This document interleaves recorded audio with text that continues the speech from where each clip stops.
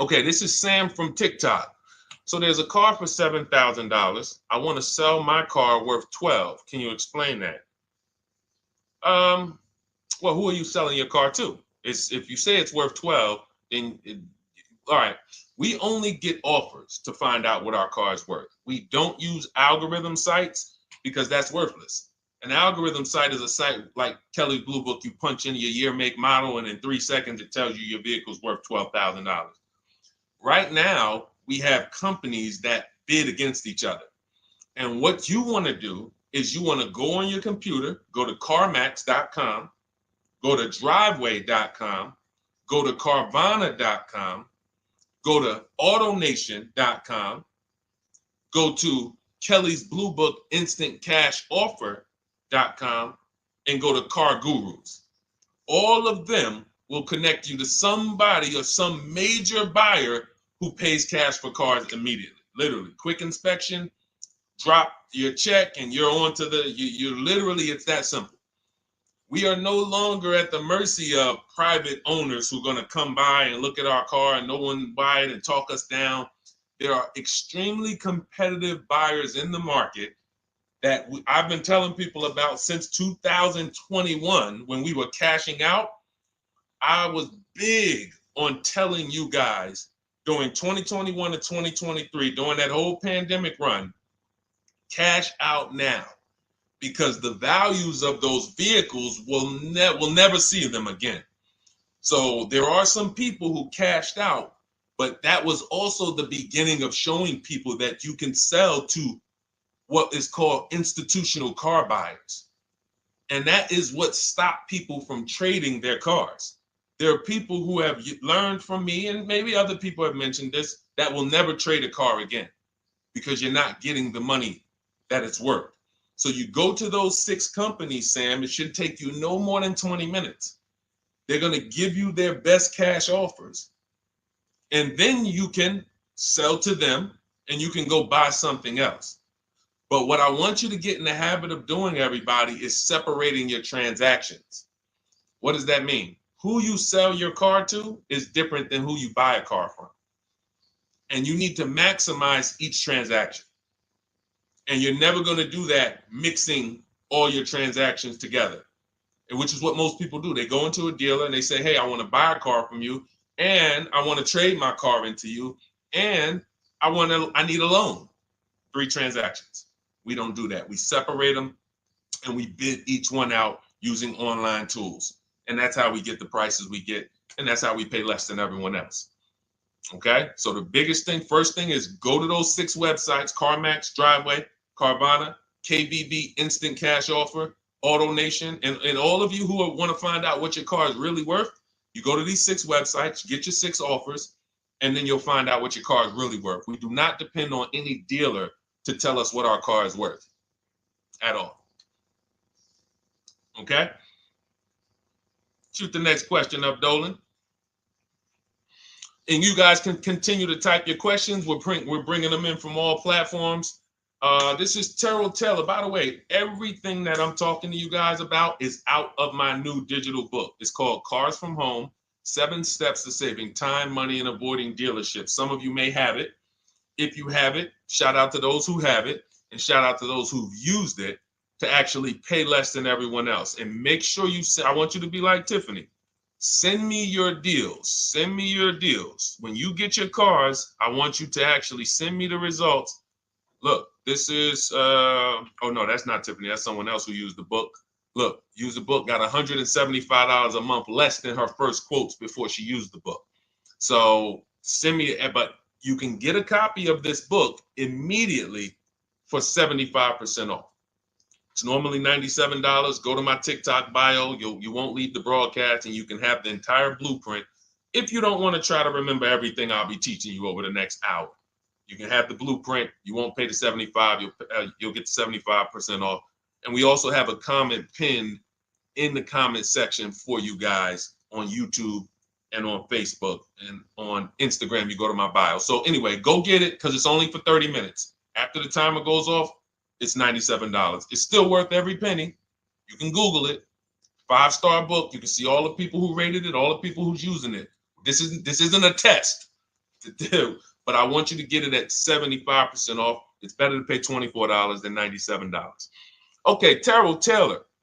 So you said, Terrell Taylor on YouTube said, I have $35,000 to $40,000 to buy a truck with.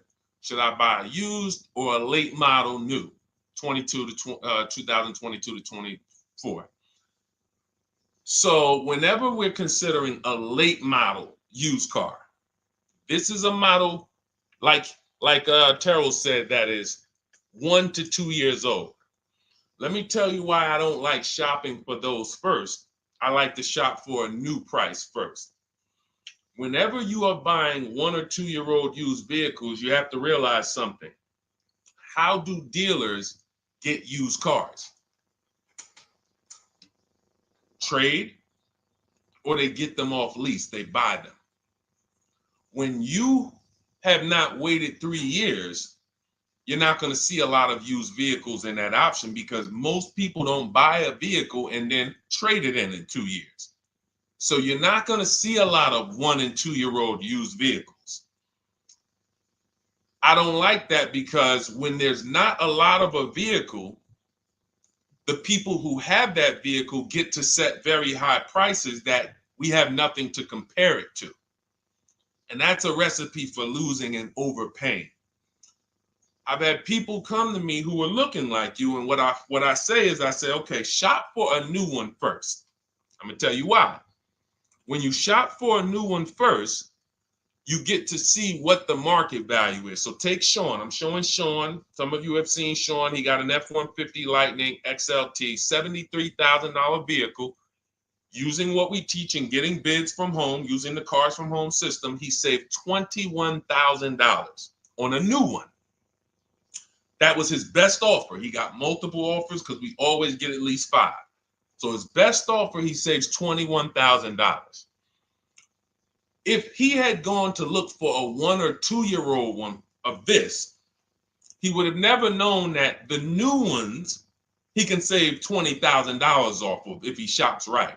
Now, some vehicles, it might be $7,000 off, $10,000 off, $5,000 off. The point is, until you know what the new market is for a vehicle, you can't shop a 1 or 2 year old one. Because what happens if you shop a 1 year old version of what Sean got and he goes and he pays, he pays 65 for it because he thinks, or let's say 60. Let's say 60. A brand new one, 73. Someone else is charging 60. All right, it's 2 years old. Let me get that one. Not 15 grand off.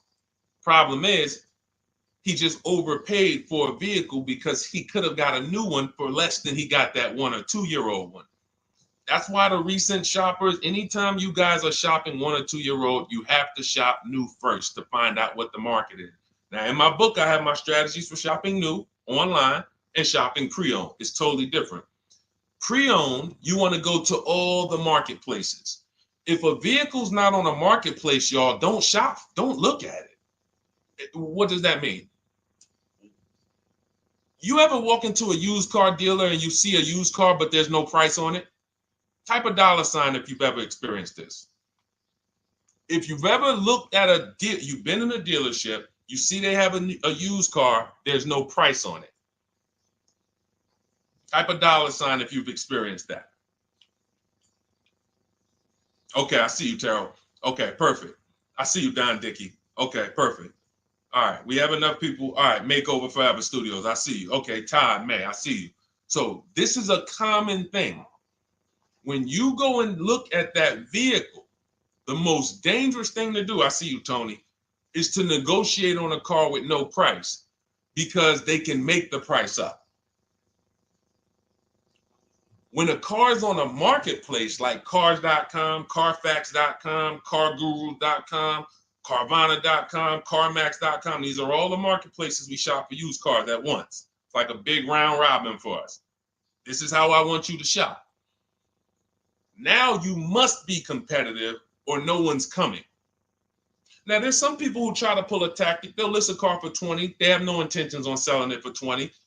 But they want you to come in and then they'll charge you more, fees, makeup fees and all of that stuff. That's why we always call beforehand. But we know the power is online. The competition is online. So when you're looking, Terrell, you're either deciding, all right, I'm either going to look for a new vehicle, find out what the market price is for the vehicle I'm looking for and how much I can save. What's my best offer? You need to get at least 5 offers. I'm telling you, it's going to be big differences. You have to prove this to yourself. Call around. If you want to do it manually, you don't have my book, do it manually, call around, speak to sales managers. You are going to see it's going to be a $5,000 to $10,000 difference minimum between all of these dealers' offers, minimum. And so then you want to look at the pre-owned options. Then you look at the pre-owned options. And the pre-owned options will tell you what the market is. And so this is only for you who are looking at recent model cars. If you're not looking at 1 or 2 year old pre-owned, this doesn't matter. But those people have a little bit more budget, and that's okay. That's okay. But when you have a little bit more budget where you can look at a 1 or 2 year old pre-owned car, that means you have a little bit more money to lose if you make a bad decision. So that's what you want to consider, Terrell. Shop for the new ones first, depending on what your budget is, and then look at the pre-owned market and say, all right, where's the pre-owned market? But that 1 or 2 year old, you're not going to have a lot. Until that 3 year cycle comes and dealers can start buying those vehicles back off lease, you're not going to see a lot of vehicles. That's why I don't play in that 1 or 2 year old zone. It's just a dangerous zone to play in. Dealers know, we're the only ones. Hey, we the only one that got this car within 50 miles. Let's charge this for it. And then they depend on someone who doesn't know the market to come in, pay for it, and you can literally overpay by 10, 20 grand and you won't realize it until, a couple years later. Okay, great question though. Great question, Terrell. Go ahead, shoot the next one up, Dolan. Type your questions, y'all. We're going to get through as many as we possibly can in an hour. I see a lot of questions coming in. Let me try to speed it up. All right, this is Abigail from Instagram. How do I shop for cars and take test drives without feeling like I'm wasting their time? I'm nervous. Okay, first thing to realize, Abigail, you're a very considerate person. God bless you for that. You're about to spend 5 figures on a vehicle. Some of you 6 figures. I love the courtesy, but we are the prize. When you're shopping the way I want you to shop, some of you, this is your first time here. You don't even know, hey, who is this guy talking? I spent 14 years in the car business. 5 years with Mercedes, 5 years General Motors. I've been helping people buy cars and get below market deals since 2019, education-wise. I love it, but you deserve the experience. If you were walking into the mall to spend 15 grand, let's just call it 15 grand. How would you want to be treated? Like royalty, right? Right? So, but I'm going to answer your question, but I need your mindset. A lot of what we're discussing is going to be the right mindset. You are the prize. That's why I don't want you going to dealers begging for discounts anymore. I want you sitting at home making dealers bid. This is how we do test drives on new cars and leases. New cars and leases. This is how we do test drives. I have it in my book because it's that serious. You're either going to have a great test drive or you're going to have a horrible test drive experience. We call and we ask the dealer, who's the most experienced person there? Who does everybody like? Who's the person that, has been there for a long time, just has a great reputation? Oh, that's John. John is just, he's been here 20 years. Everybody loves him. Okay, can I speak to John? Hey, John, my name's Deshone. I'm interested in the Honda Pilot. I just like to test drive it. I'm in the process of deciding what I want. And, do you have this particular model? You have one there that I could test drive? John, because we asked for the best person, we're typically going to get somebody who is not going to lie, usually. Not a guarantee, but taking these steps, I know these guys. I've been in this dealership. I know most dealerships have one person there who has a good reputation and who cares about that reputation. If you're enjoying this content, hit the like button, y'all. And Keith, y'all killing the likes on TikTok. Shout out to everybody who's hitting the likes on TikTok, to double tapping the screen. Appreciate y'all. And shout out to everybody who hits the like button. When we get there, we meet with John. We test drive. John, thank you so much. Can I have your card? I'll leave you my information. And if this is the vehicle I want, I'll be in touch with you. Perfect. Oh, Deshone, we don't sit down? We don't think, no, we never sit down. I'm telling you that there are things you must unlearn about the shopping process if you're going to win. And what does winning look like? Getting the most money off in the least amount of time. There's no leverage that you have when you sit down and try to negotiate with a car salesman. Every single dealer around you that wants to compete for your business, you can't talk to them while you're sitting in one dealer talking to a car salesman. That's why we don't do it. We get a card. Thank you so much. Listen, if this is the one for me, I'm going to give you a call. Simple. Pressure's off. There's no pressure in our system. You can't pressure us. That's what I want you doing. New cars, leases, that's how you test drive. 20 minutes, you're in and out. And I'm a car salesman at heart because that's what I am by profession. I would never develop a system that would allow you to waste car salesmen's time. I just wouldn't do it. I developed a system that when our people go get cars, look at Ansley. When our people go get cars, Ansley just got his lease, 1% lease, $58,000 Infiniti. Look, started the process Saturday, accept the deal Monday, all by email. $58,000 car, he's paying $554 a month, no down payment. We have tons of these. None of these people spent, look at Jared, lease like a boss, $569 a month down to $520, Volkswagen Tiguan, no money out of pocket. Let's go to a purchase. Pierre, pre-owned car purchase, got his 2022 Mazda, got a 20% discount off the original MSRP. This is 30 minutes. We are not spending more than 30 minutes in dealerships. Who doesn't want to spend more time in dealerships? Type me if you're like Deshone. I don't want to be in dealerships that long. You thought you had to be in dealers to save the big money, right? You thought you had to be in dealers to save the big money. I'm showing you as someone who pays less than everyone and who teaches people to pay less than everyone. Look, Kimberly, $20,000 off a Maserati, shopping from home. Because when you can talk to more people at once, the discounts fly off. And you see that all these dealers want to compete. So what you want to do, the best thing you can do to not waste people's time, Abigail, is to shop from home the right way. Because when you shop from home the right way, you realize it's only a few things you need to be in the dealership for. That's your test drive. I just told you how to set it up. With used cars, we do it at the end. But we're only there for a second. In fact, when you go to pick up your car, they're going to tell you, thank you. This was one of the most easiest deals I ever made in my life. Because you came in, you emailed us, you knew what you wanted, you gave us the information we needed, we made you an offer, you knew what you were decisive. We have all these scripts. By the way, in my book, I have all the email scripts. You don't have to even think about what you're going to say. It's literally copy and paste, copy and paste, copy and paste, copy and paste when we're shopping for new cars and leases. With used cars, before I go to the next question, I want to hit on the used car process. Used cars, we must test drive at the end. We can't test drive used cars over here and then go and buy another used car over here. So what we do when we narrow our choices down on all these marketplaces to our top 5 favorite vehicles, we need to verify that there's no bogus fees. When I was shopping for my Infiniti truck, I narrowed it down to 4 vehicles. But I'm going to tell you something that's the most, who's bought a used car in their life? Type the letter U.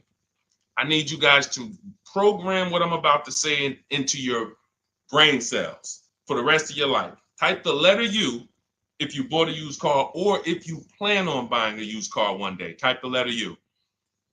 All right, I see you, Michael. Don Dickey, okay. Terrell, I see you. Glizzy, Tony, okay. Lori, I see you. Victoria. Anybody who plans on this, let me tell you how. Okay, let me tell you how. All right. See, when I'm about to reveal big stuff, I got to kind of see how I want to say it.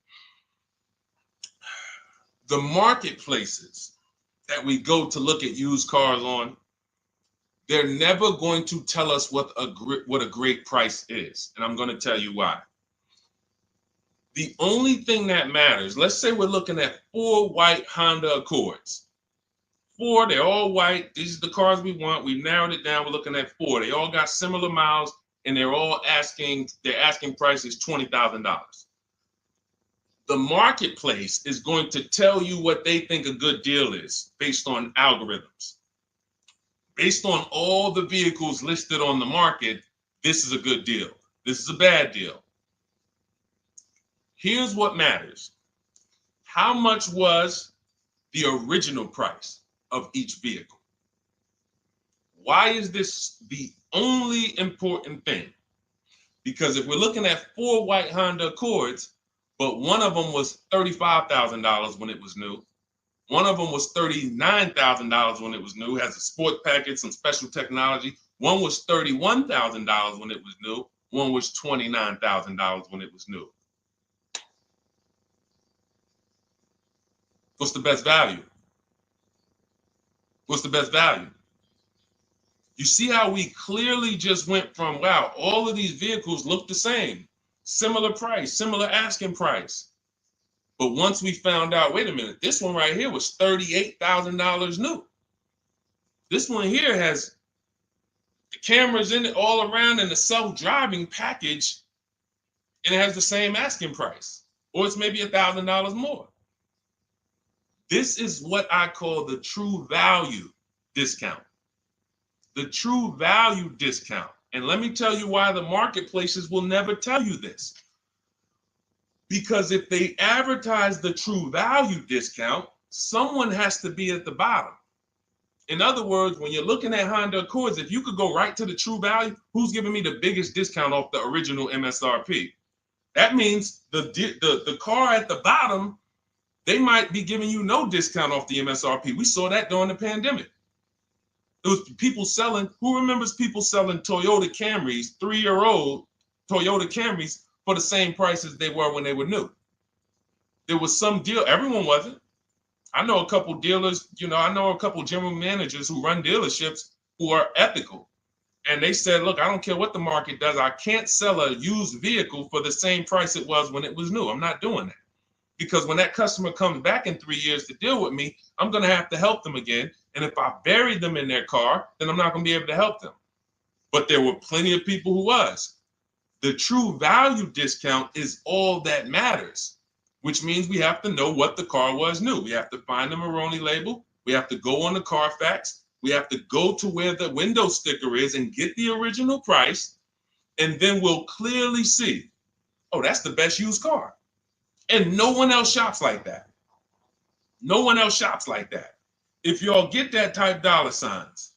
If you get that, what I just said, type dollar signs. That is what is important, not what they tell you is a good deal. So going back to me, when I got my Infiniti truck, 4 vehicles, all in a similar price range, all white. They were between $1,800 difference from each other, similar miles. But once I found out that one was 46,000 new, one was 48,000 new, one was 52,000, and the one I ended up getting was 54,000. That separated it. The one that was 54,000 new, they were giving me a 42% discount asking price. These are things that help you cut through the mess, the smoke and mirrors of the car business. In order for you to win and pay less than everyone else, you have to cut through the smoke and mirrors. That's what I'm great at showing you because I was in the business. So these are the things that, again, if you say, Deshone, I need the whole blueprint. I need to give me the step-by-step. I'm leasing, used cars, high mileage, new cars. Give it to me step-by-step. That is my new digital book. It's called Cars from Home, 7 Steps to Saving Time, Money, and Avoiding Dealerships. It'll be in your inbox in literally 5 minutes, and you get yours for 75% off. Support yourself and support your family by getting your copy. Go to my YouTube comments. We have a link right there pinned for you guys. We have a link in the Facebook comments. Get your book for 75% off for the next 30 minutes. You'll see a timer on the page. Now, if you're on TikTok, click that picture of me and go to that link in my TikTok bio and click the one that says 75% off to activate the 75% off link.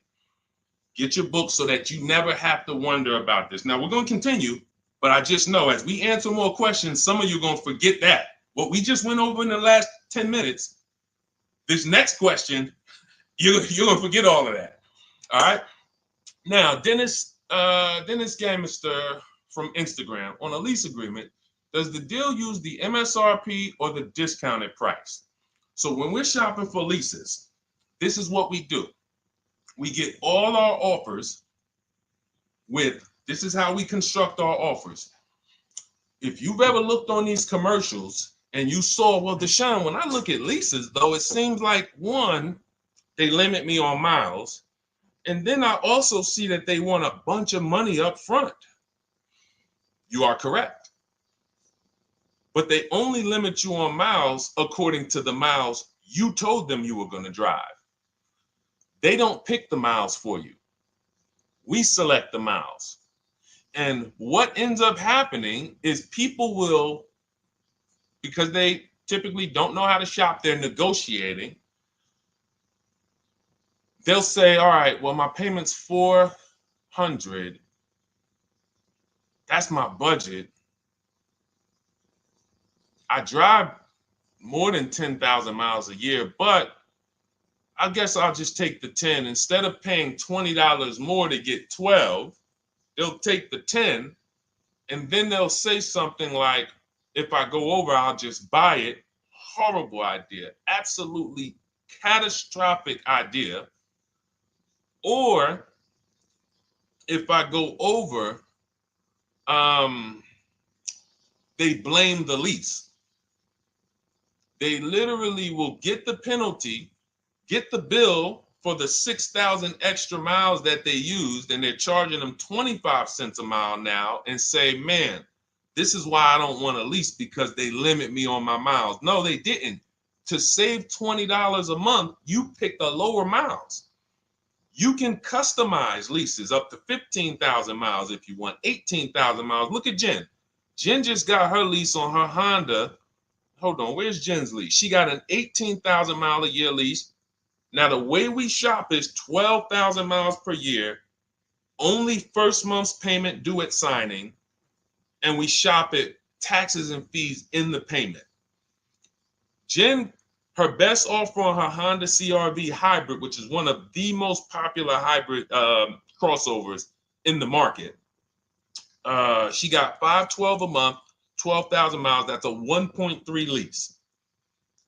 We'll talk about the 1% rule for great lease deals and the 1.5% for overpaying. She gets 1.3. She bumps it up to 18,000 miles per year. But look how much more, y'all. $50. So for $50 more a month, she, instead of driving 12,000 miles, she gets to drive 18,000 miles. And she gets to drive as much as she needs to for $50. Versus her saying, you know, I'm going to take the 12 knowing I don't drive 12, and then I'm going to get penalties and, again, blame the lease. The lease is custom.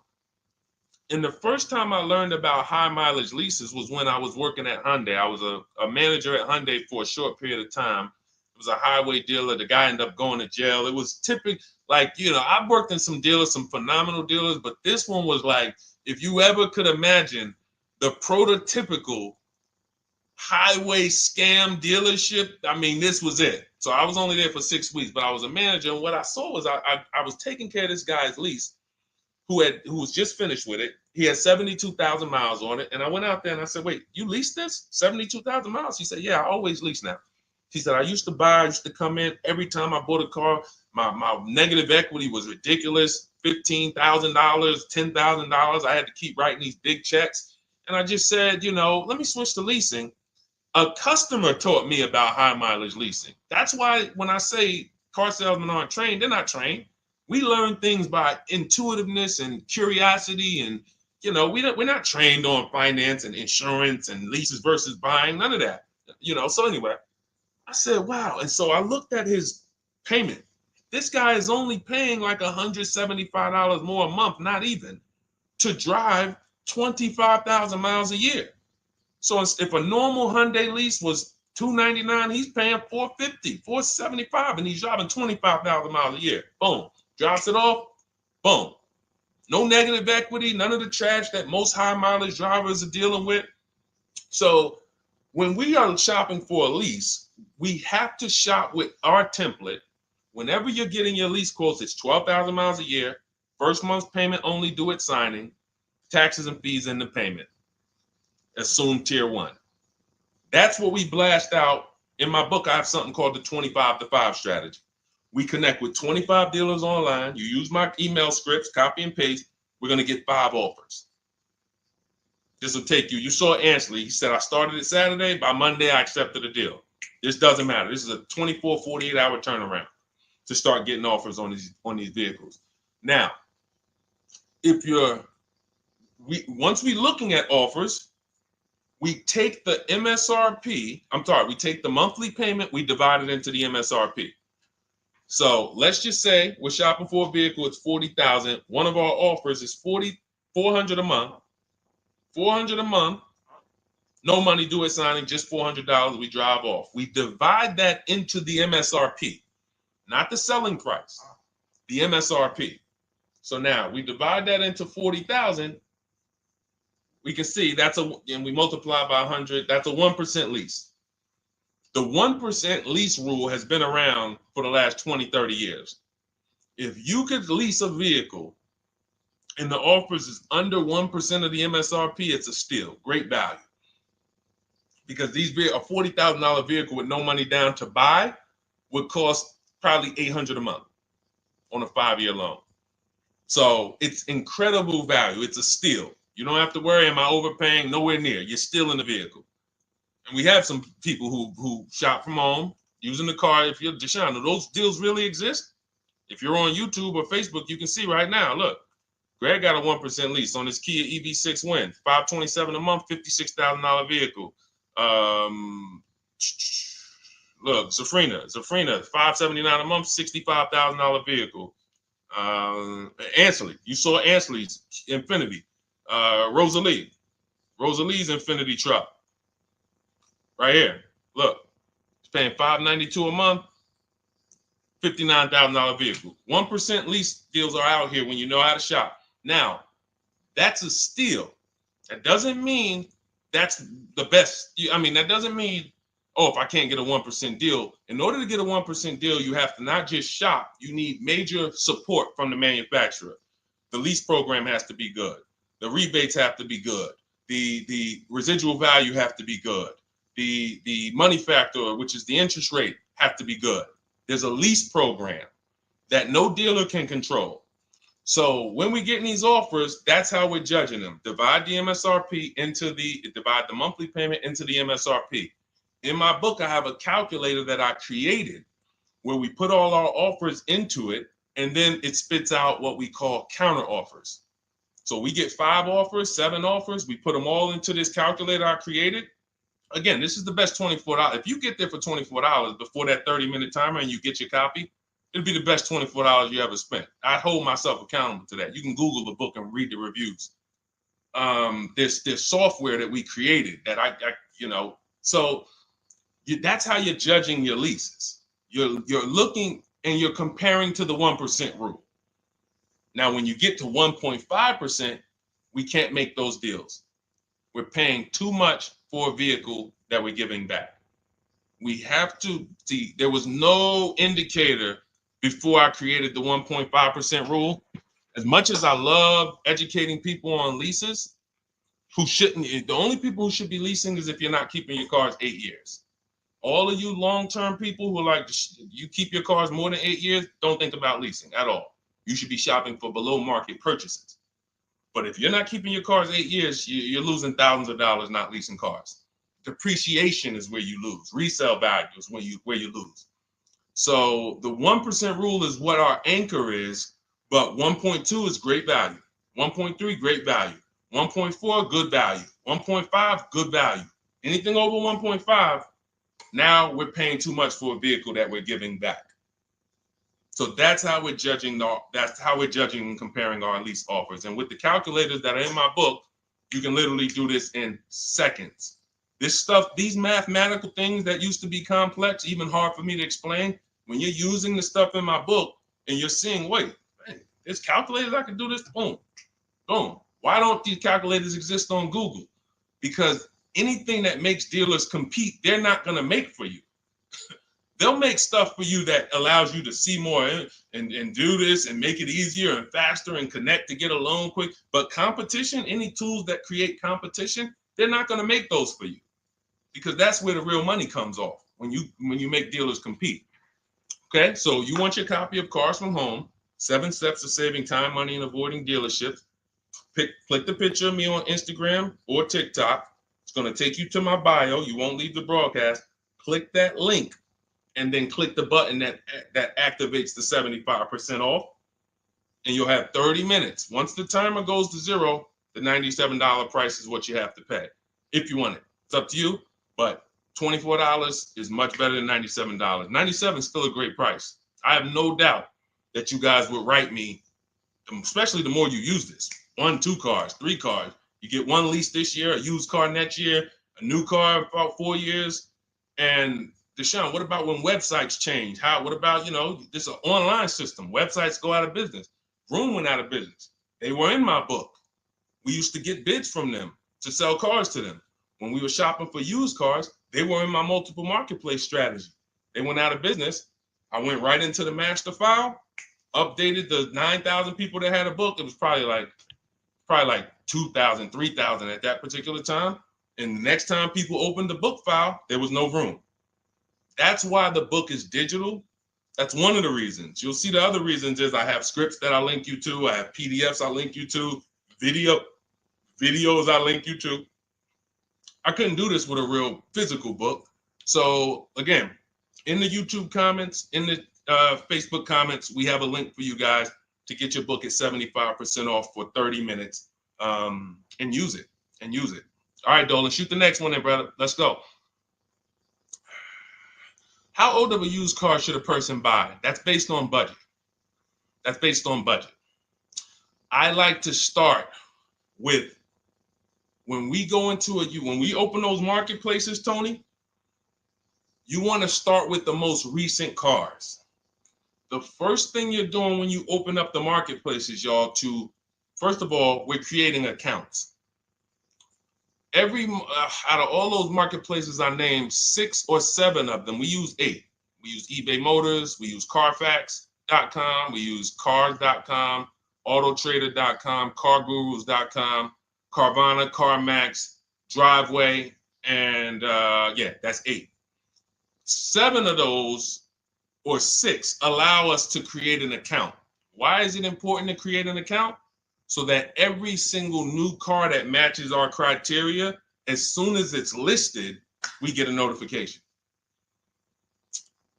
The people who have that notification on, most of them don't know how to assess the market like I'm showing you.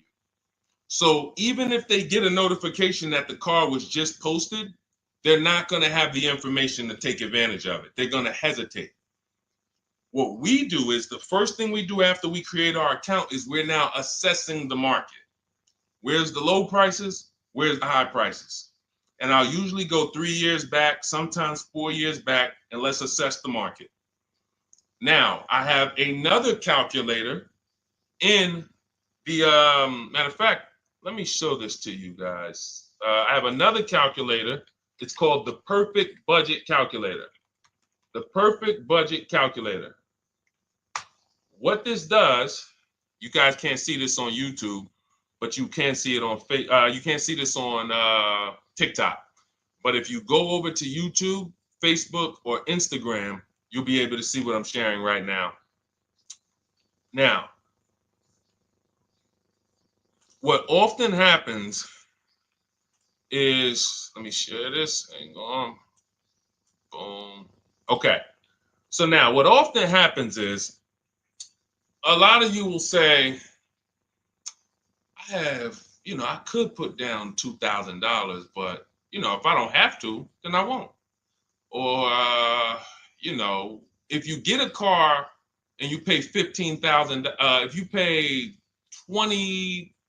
pay $500 a month for 5 years, that's a lower price you paid than paying $500 a month for 6 years.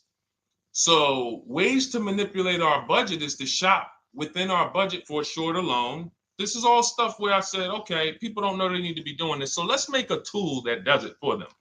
And this is, you get access to this when you get your copy of Cars from Home, my book. So let's say we do something called an equity assessment. Everybody who has a car, remember I was mentioning a little while ago, we go to these websites, Driveway, Room, or all these, and we find out what our car is worth. Let's say you're like, man, okay, if I sell my car to CarMax, I'm actually going to have $3,200 of equity. All right, so when I sell, I'm going to put that into my budget. All right, now max, my down payment, max I could comfortably do is $1,500. That's max. Now, we use the average interest rate, and in my book, I give you a link to see what the average interest rate is at the particular time you're going to be shopping. Let's just say it's 6.9. Now, we enter a comfortable monthly payment. Let's say you're like, all right, I don't want to go any more than $425 a month for 6 years. That's my max. You enter your state so we can pull the taxes and we can pull the fees. New Jersey, calculate budget goals. Now it's going to ask you a comfortable monthly payment on a 5-year loan. You might say, all right, same thing. I still don't want to go over 425 no matter what. Perfect. What this does is create multiple goals. And it creates multiple goals. It creates a starting point. Now, if you find a car at this price, $18,776 or less, you can do a 5-year loan, use none of your equity, so this will go in your bank, and use none of your down payment. Now, next goal may be, okay, $22,000 or less. 6-year loan, no equity, no down payment. So the first two goals are no money down goals. If I find a car anywhere in these price ranges, I can do these deals, no money down. Now, this is one where I use my equity, but no down payment. Goal number 4, I use my equity for a 6-year loan, no down payment. Now, goal number 5. Now you can see the price of the car is getting higher. Use equity, use my use equity and down payment, but it's 5-year loan. And then here is your max budget. Your max budget, which is fine. There's nothing wrong with if you find a vehicle that, once you use this and you find the best price vehicle, as long as you are under this number, you are fine. The problem is when you go over that number. The problem is when you go over budget. All of these goals are your budget. So when I got my Infiniti truck, I got my goal out. It was my fourth goal. Now, this is how you make sure when you go out to shop, and look at the top. What does it say? You select your state determines the sales tax, will factor it in, give you precise figures. Now, you'll notice, what about the fees, Deshone? Don't all these cars charge fees? We've already factored in the taxes, and we've added $1,000 for fees. What is $1,000? The documentation fee and the motor vehicle fees. It's all in there. So you can go out and know that's my max budget. I cannot buy a vehicle, make a deal on a vehicle where my purchase price is more than $26,729. That's the perfect budget calculator. So there are certain things that I had to create. No one does them. Everything that I was referring you guys to, all the websites, I was doing this, and there was some things where I couldn't refer you to anything because it doesn't exist. We had to build it. So this is how we make sure we are shopping, whether it be for new cars, used cars, below our budget.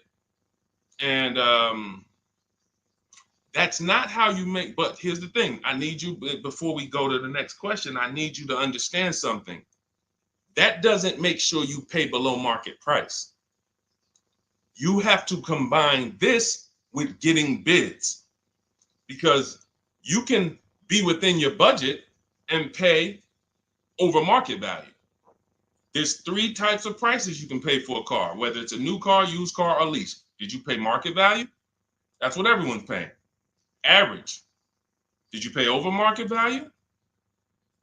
Our only deals we make are below market value. And the way that happens is through bidding and creating a marketplace around you where all these people are competing for your business. That is how you combine that with the budget. This will keep you below your budget, but it does not guarantee. If I gave this to you, all of you would be like, this is great. I'm never going to go over my budget again. But it does not, until you combine that with getting bids for whatever you're looking for, you still run the risk of overpaying, even if you're under budget. Okay? Clear? Type $ if you're all clear before we move to the next question. And there's no way for us to do this manually. If there was a way that you could do this manually, trust me, I would have told y'all to saw me make a video about it all day on my social media. There was just no way. We had to build software.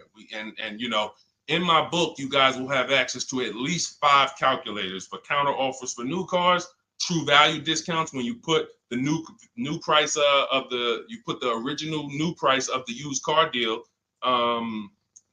whatever used car you're buying, you put the new car price in, and then you put in the asking price, and it tells you the true value discount, perfect budget calculator. We have at least 5 softwares that I've custom built, and you know, to make sure you guys get great value. So again, you know, I didn't want to be the person who said, you know, you guys know, there's plenty of people who be like, man, the value I'm giving you guys, I'm gonna charge $2.99 for the book, whatever. The people who pay, they'll save the money.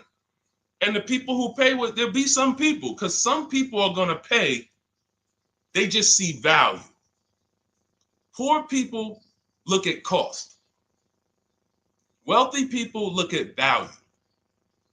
People who are into financial literacy they don't ask themselves, how much does that cost? They ask themselves, what's the value I'm getting from that? And I could have said, well, you know what? I'm going to help you pay less than everyone on new cars, used cars, leases. We'll do $200, $300 for the book. And I only want to sell it to 1% or 5% of the pie. But at the end of the day, my mission is to help as many people want to be helped. And so that's why I said, okay, $97. But even our welcome offer, you got a chance to get it for $24 if you get there before the 30 minutes is up. Okay? YouTube link, get your copy. And make sure you save the support email, guys. You see it scrolling across the screen. If, for instance, you don't get your book in 5-10 minutes, it's usually because you typed your email wrong. Reach out to my support team. They'll get you the book immediately. And soon as you pay, go to TikTok. Look, y'all see the links. Go to my bio on YouTube and Instagram. Get your copy. And as soon as you pay your $24, there's going to be a page that says screenshot this page. Right on that page, you can access your book. I want you to have the book immediately, but I also, in case you know, some of you type wrong, big thing, you know, we fat finger stuff. I want you to have the support email so that you can reach out to my team so we can make sure that book is in your inbox so you can use it and start saving money and building confidence. Okay, Dolan, next question, man. Let's keep it rolling. Okay, there's something about Mary on Instagram. I bought a car as is, and in less than a month, motor lock, can I sue for selling me a lemon? I'm not a lemon law attorney, but that is not what a lemon law case is based off of, in my understanding. Lemon law case is based on you buying a vehicle and the same thing continuing to go wrong at least 3 times. You know, that's a general overview of, you know, what the lemon law process is. And if y'all are enjoying the broadcast on TikTok, can y'all just double tap the screen and keep running those likes up? Every time y'all do that, y'all help TikTok bring more people here, and I appreciate it. If you're going to spend some time with us and, you know, every time just you hear something you like and you're like, man, we got to share this. Oh, and shout out to Madhu for sharing. Here's the thing. I made a video about this the other day because a friend of mine got a used vehicle and the transmission went out on him in about a month. So it wasn't the engine. But when you buy a vehicle as is, it's very tough for you to have any recourse, anything that you can do, because you're signing a contract that specifically says as is. It's very tough. What I would do if I was you, because the damage is done. I just find out what it would cost me to put a used engine in the vehicle, rebuilt in a used engine. You know, salvage yard. You need to, and especially if you're buying cars that you're paying cash and you're buying as is cars. These are probably cars that are under 10 grand, 12 grand. You need a mechanic. See, because that's a strategy. There is a great strategy called buying inexpensive cars and having a local mechanic so you could do what's right. Oftentimes you could drive those cars for a year or two and sometimes sell them for what you got for them because you've outlived the depreciation. Those cars are not depreciating as much unless you overpay for them. If you overpay for it, then it's going to drop because you overpaid for it. But if you pay a great price on some of these vehicles, you can oftentimes win with this, but it requires skills. One of the skills is, how do I avoid engine issues, transmission issues? So a couple things for those of you who may be going this route, you need to narrow your search down thoroughly based on title history, service records, accident history.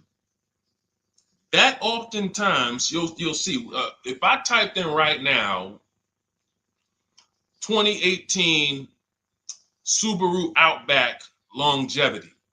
That's one of the things we do. It's in the 4th step of my book. Before we get prices on anything, we do a quick 5-minute search to make sure these aren't bad cars. There are bad cars out there, but there's data that shows us. If I type that in, it'll tell, okay, these vehicles are known for lasting 100,000 to 300,000 miles, depending on how they're maintained. That means you could have a quality vehicle, but if it wasn't maintained correctly by the first owner or owners, it's going to break down. The life cycle is cut short. These are preventable mistakes by simply checking Google. Now, we narrow these things down based on title history, service records, accident history. Once we do that, I don't mind buying a 10-year-old. I bought a car that was it's my around the city car. I drive it probably 200 miles a month. I bought it from a owner in South Orange. He was a 98-year-old man. He's had it for 10 years and he knew everything about it. He leased it for 3 years, then he bought it. So he's really had the car for its entire life cycle. That's what you want because you're able to look and see the service records. I don't mind. We have to take the risk off of ourselves, and the risk off of ourselves with used cars to prevent ourselves from buying these used cars that are breaking down on people and they're always in the shop and, they're dying on the road and you got to keep the tow truck on speed dial. It's simply a matter of checking to see the reliability records of the car, which is easily accessible on Google, the way I just said, and then making sure the one we get was actually maintained correctly. And that's going to give us the best chance of having a great experience. These are the steps we must take. But in your particular case, there's probably, I don't think you have a case. You can certainly reach out to a lemon law attorney. I don't think you have a case at all. I think because it's buyer beware with cars. It's buyer beware. That means it's on you. If something goes wrong, it's on you. And so what I would do is I would find a local mechanic that I trust, that everyone loves in the neighborhood, and I've been there for 10 years, 20 years. And I would say, listen, can you find out what it would cost me to put another engine in this vehicle? My father did this on his GMC Envoy about 6 years ago. It was a 2008 Envoy. The engine went out on him. He put a new engine in the vehicle. One of the best $2,000 he ever spent, $2,000 or $2,500, whatever it cost him. They put a new engine in that vehicle. He still has it. He's about to sell it for about $4,000. He's had that vehicle from 2013. Think about that. A lot of people, engine goes out, they sell the car. It's worthless now, so they take the loss. Meanwhile, man, let me come up with $2,500 and I still got no car payment for the next 6 years. We don't need to be so quick to go replace our cars. If we follow these strategies, we can actually, I love to see more people doing that. Just go fix the car. But don't go to the dealership to fix it when they tell you, hey, the engine's gonna cost $10,000. And what does the dealership say, y'all? When you have these major issues and the dealership tells you the transmission is $7,000 and a new engine is $10,000, what's their suggestion? What's their suggestion when they tell you that? Because they already know you're gonna be like, yo, what the heck? I can't pay all of that. What's their suggestion?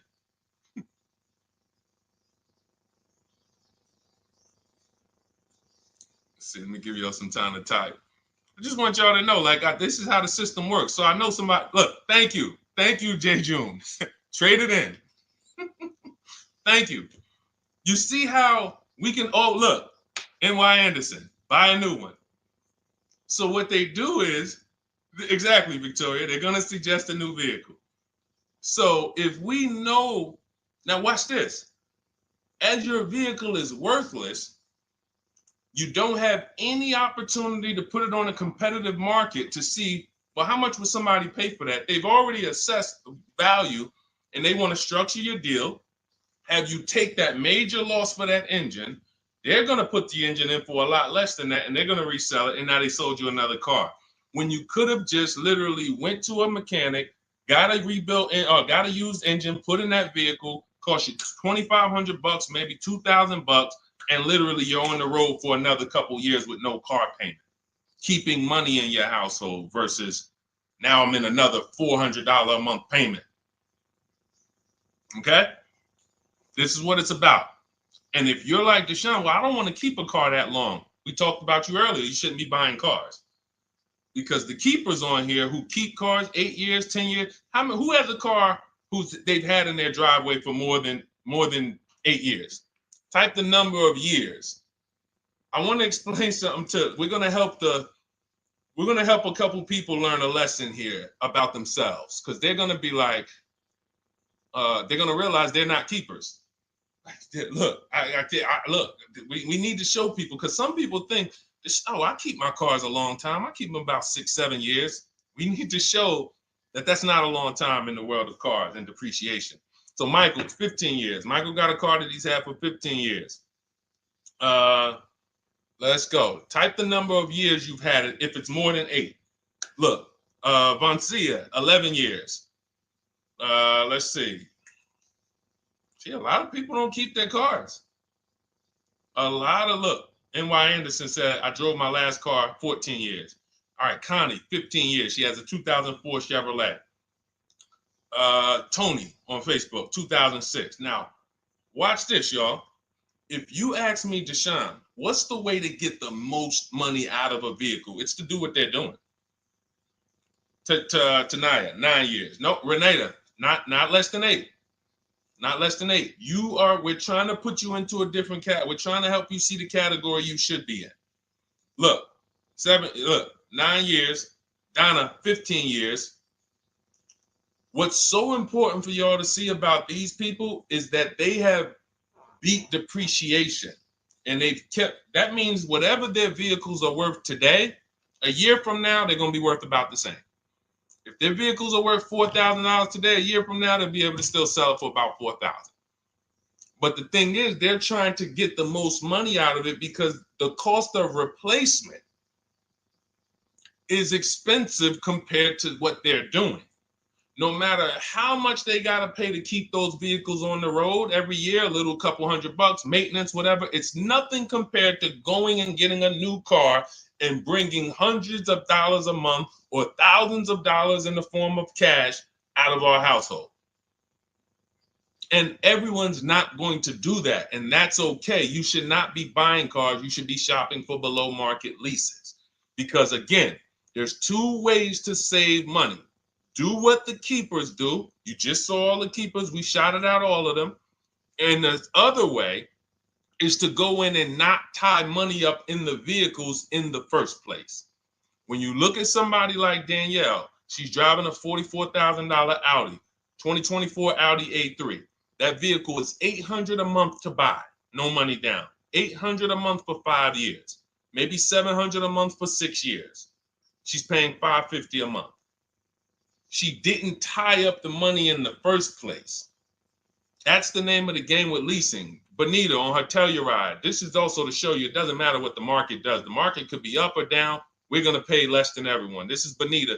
She got a Kia Telluride during the pandemic when everybody was paying ridiculous prices. That's why I show her 2022. Look at the date. She said, I'm driving my dream vehicle, $600 a month. People were leasing, and I know if somebody watching this and they're like, if you leased a Kia Telluride during the pandemic, you are not paying what she's paying with no money down. I know it. I know it. People were DMing me, Deshone, I want a Telluride. They want $900 a month for them. I know people weren't paying $600 a month, but she came in, used our bidding system, used the same strategies you're going to have access to in my digital book. She got $600 a month from home without being in a dealership. Her dream vehicle. This is how you win. You're either going to not tie up your money in vehicles, you're going to drive new vehicles that don't have problems because they're always under warranty and you're paying cents on the dollar compared to people purchasing, or you're going to be a keeper like Michael and like Donna and like the people who said, okay, I'm keeping my vehicle this long. That's why in my book, it's 7 steps. But the first step is to ask yourself how many years you're keeping your next vehicle. That is the first question I would ask you if you and I were shopping together. My first question to you would be, Michael, how many years you want to keep the next vehicle? 8 or more or less than that? If you said to me, Deshone, I'm going to keep it at least 8. All right, let's go for the purchase. New or used, depending on budget, but we're purchasing. We need to find a below market purchase. If you said, Deshone, I'm 6 years max. I can't see myself keeping a car more than 6 years. All right, we're going to shop for a below market lease. Because the money you're going to spend in a below market lease, when you get these below market lease deals, not commercial leases, not what you see on advertisements. Those are ridiculous prices. We don't pay those prices. None of these people that you see, Greg, Charles on his Palisade, none of these are advertisements. They're thousands less. But when you're putting money in the cars and you're driving brand new cars, this is how it was for me when I was 22. This started for me at 22. I was working for Pontiac and I leased a brand new Pontiac G6. It was $256 a month. $256 a month. It was like a $21,000 vehicle. Same time, I had a friend of mine. She got a I don't want to say it because she might be watching this, and this is no shot at her. I didn't understand enough to teach her back then because I was new in the business. She went and she bought, let's call it a Honda Civic.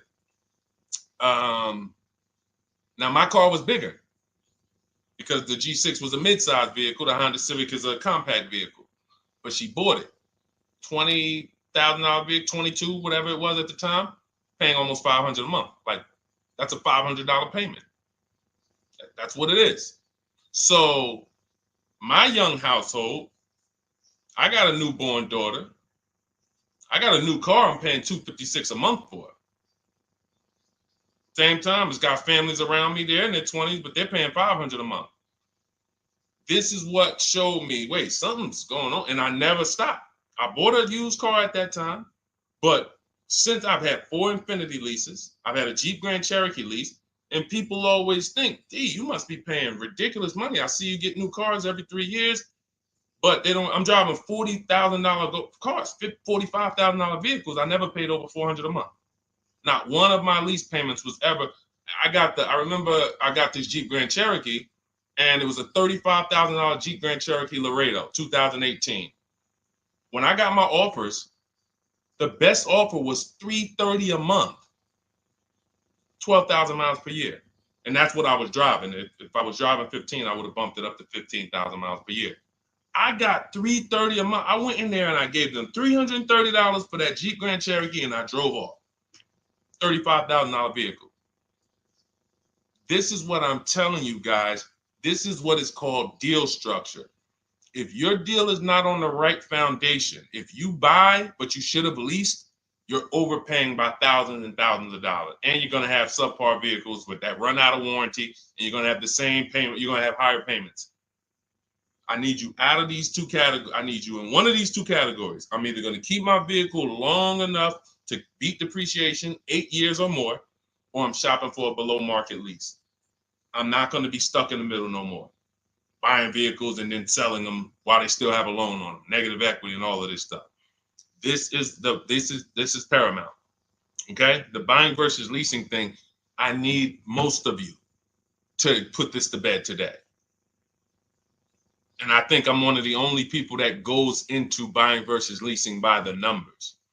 It's not opinion based. It's not, oh, I think you should lease if you're, depending on the car here, it doesn't matter the car. Doesn't matter the car. You can see Teddy's, you know, let's show Teddy's luxury. Teddy got a BMW. Doesn't matter. He wasn't going to keep it 10 years. Look, goes on a BMW 2024 i4 M50. It's a $73,000 vehicle, $856 a month. $856 a month. Look, he said the dealer's initial offer came in at $937 using the counter offer calculator. Using the counter offer calculator, he counted at $829, $856. If you just jumped on the broadcast, I showed you some of the calculators that I created that are in this book. In my book, there's a reason it's 5-star rated.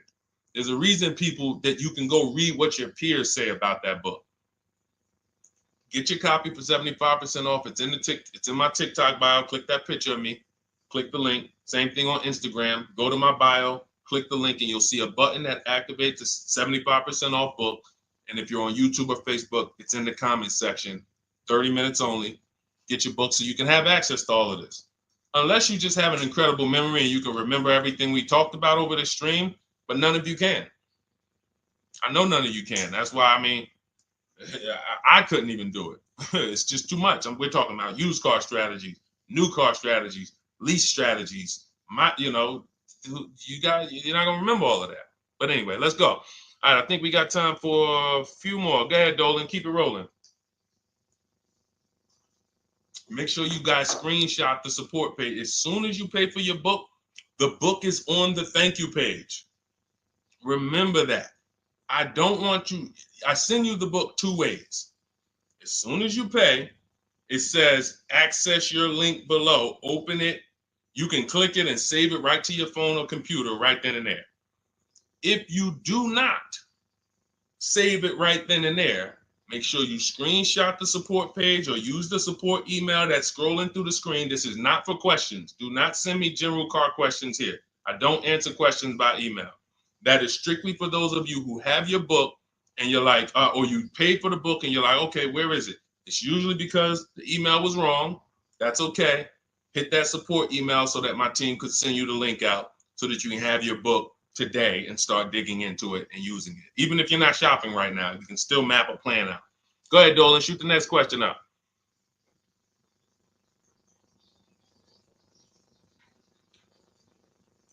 All right, this is Victoria from TikTok. Any tips for how I can get the highest trade-in value for my existing vehicle? Of course, bids. Bids. First of all, you just said a curse word. You may not know, but we don't use that T word here because you're never going to get anything. You're not going to get a max value for anything trading. We are fortunate that we have the opportunity to get bids from cash buyers in the market. And I'm not talking about cash buyers like Facebook Marketplace where a person, it's one of your neighbors from your town coming to look at your car. I'm talking about institutional cash buyers.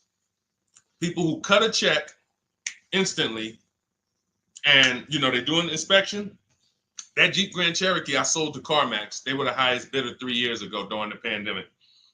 I'm not going to tell you what I made because those values don't exist anymore. So it just doesn't even make sense. But, those of you who were watching my videos earlier 3 years ago or using my tips, you guys cashed out and made ridiculous money. When corporations were trying to make money on people, we made money too. But CarMax won the bid. I went down there. They did an inspection on the vehicle. They came back. Accounting department came, cut me a check. I walked away with a check. That's it. You don't want to trade. You want to sell. You want to break your not even break your transactions. I need you, Victoria, to realize there are three transactions in a car deal. Who you're going to sell your car to, that's one. Who you're going to buy your car from, that's another. Who you're going to get your loan from, that's the third one. Now, you're not always cash buyers. Deshone, I pay cash. Then you don't need that. Deshone, I don't have a vehicle to replace. Then you don't need that. But how do we make sure we get the highest value or the biggest discount? Bids. Each one, we make the market bid. So what you should do right now, Victoria, this is step 2 in my book. After we decide whether we're going to buy or lease our next vehicle, that's step 1. Then we move to what is called the equity assessment. We need to find out, do we have equity or negative equity? Equity assessment. We call our bank. If we have a loan, we find out what our payoff is. Then we're going to go to CarMax.com. I'm going to give you the 6 companies. This is the equity assessment process. We do this for leases too. I don't know if we have time to go into that, but I'm sure there's people on here who didn't know you could sell a lease. Type a question mark if you didn't know. Deshone, what do you mean selling leases? I never heard of that before. Type a question mark if you didn't know you could sell leases. We have an equity assessment process for that too. But what you would do is you go to CarMax, Driveway, Carvana, Kelly's Blue Book Instant Cash Offer. This takes 20 minutes. Auto Nation, Sell My Car, and Car Gurus, Sell My Car. Car Gurus, Auto Nation, Kelly's Blue Book Instant Cash Offer, Driveway, Carvana, CarMax. 6 offers in 20 minutes. That's bids. See, everything we do is a bid. That's how we have peace of mind. We don't negotiate. We make people negotiate with each other. There's 2 schools of thought. I want to remodel my kitchen. I want to remodel my whole kitchen. I go in and I have 5 people come out to give me a quote. One of them comes in and I start negotiating with them. Hey, you got to take less. Hey, you got to take less. You got to take less. I don't know if it's a good price or not. But when I come in, the first person comes in, I say, hey, okay, great. Is this your best offer? I'm having a couple other people come by. Oh, okay. Okay, thanks a lot. Next offer? Oh, next offer? Oh, well, listen, look, I could beat that. Oh, I'll give you another 5,000 off. They're competing against each other. When someone knows you are shopping their competition, you're making them compete with each other. They're negotiating with each other, not with you. That's a bar. Type of exclamation point if you got that. When people know you're making them compete with their competition, they're negotiating with their competition, not with you. That's the power of bidding. That's why we got grandmothers and single mothers that can come in and do this. That's why we got people who can come in and do this. You know, how are people getting these prices? Not negotiating, because they're making people negotiate with each other to earn their business. They're making banks negotiate with each other to earn their business. It's a beautiful thing. Banks and dealerships depend on you not making them compete. They want to negotiate with you and try to make you imagine and make you think, well, that's the bottom. That's the bottom. And you think that's the bottom, but that's only their bottom. Their competition's bottom is different. Their competition's best interest rate is different. Their competition's best discount is different. And why is what we do so easy? Because we're right here in our houses.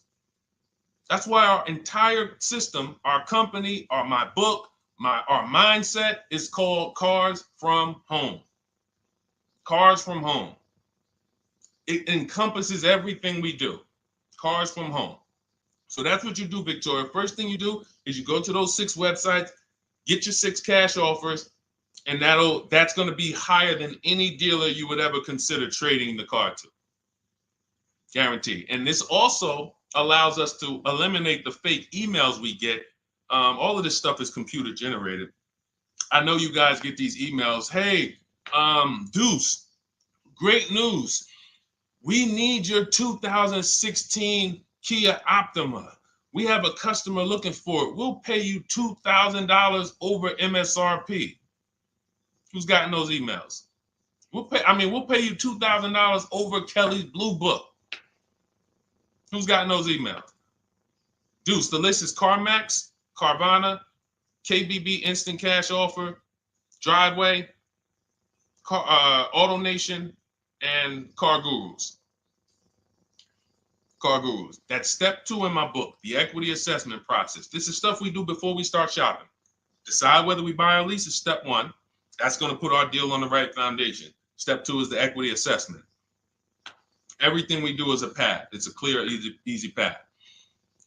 Okay, so yeah, I forgot the question that I just asked, but let's go.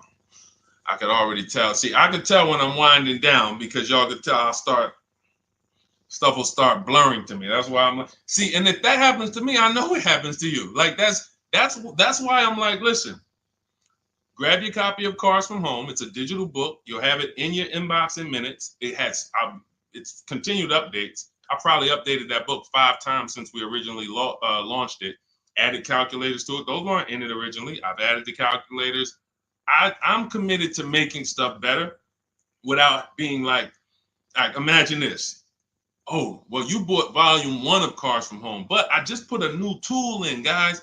Now you're going to get volume 2. And now every time a website changes, you got to get volume 2 and volume 3. And 5 years from now, you're getting volume 9 each time. It's like, no, literally one-time cost. And I can't tell you if that'll be around forever. I can't tell you that. I can't tell you 3 years from now, I'm going to be giving free updates of the book. I don't know. But I know today, that's what it is. Everyone who gets their book, you get free updates as I update the book. Because there's value in that. There's value. I could send an email out to people every 3 years and ask them, hey, did you enjoy the book? They're going to say, hey, yeah. Well, here's the thing. My new version is this. There's value in that. It could just be $24. They're already a believer. Someone who used the book's already a believer. So they'd be like, yo, the new version, oh, I'm about to shop again. $24. I'll pay it again. It's the best money I ever spent. But for now, I'm not doing that. Those of you who have the book, you will get free updates, and we'll keep you on the list to make sure you always get free updates of the book. So your link for 75% off is in the YouTube comments. It's only good for 30 minutes. It's in the Facebook comments, and it's in my Instagram and TikTok bios. Click those links in my bio. Click the button that says 75% off my new book. Get there before the $97, before it goes back up to $97. And make sure you save the support email, guys. Screenshot the support email. It's scrolling across the bottom of the screen. If that book is not in your inbox in 5 minutes, I want you to email my support team. Make sure you check your spam. And I also want you to, as soon as you purchase, you'll see, I say, hey, access your book below. So there's a link where you can click, open it up, get your book immediately if you want to download it, but I also email you a copy. But make sure you save the support email just in case. And again, that email is not for questions. Okay, it's not for car shopping questions, nothing like that. That's only to make sure you get your book. Okay, so great. Listen, great job. We've been on here about an hour and 20 minutes. Great questions. You guys know I like to go into detail in these questions. I would love to be able to get through 100 questions in an hour and a half, but that's just not the way it works. We're not talking about buying, $100 items here. If we were talking about house buying, we'd have to go into detail. These are major items. This is the most expensive item y'all are going to buy behind your house. Think about that. And think about how many people are there to protect you when you buy a house. Think about how many people have licenses. See how that question got asked earlier? Can they sue if it was a house and they did you wrong? Sure. You can go before the real estate commission. People can lose their license. People can lose their ability to practice real estate. If they did something unethical, you can bring them before a court and a judge, and you can have recourse. You can get, justice. Cars, you got nobody. No one's licensed. The person who's helping you buy your car that you're sitting there negotiating with, which I want you to stop, they might have just got that job.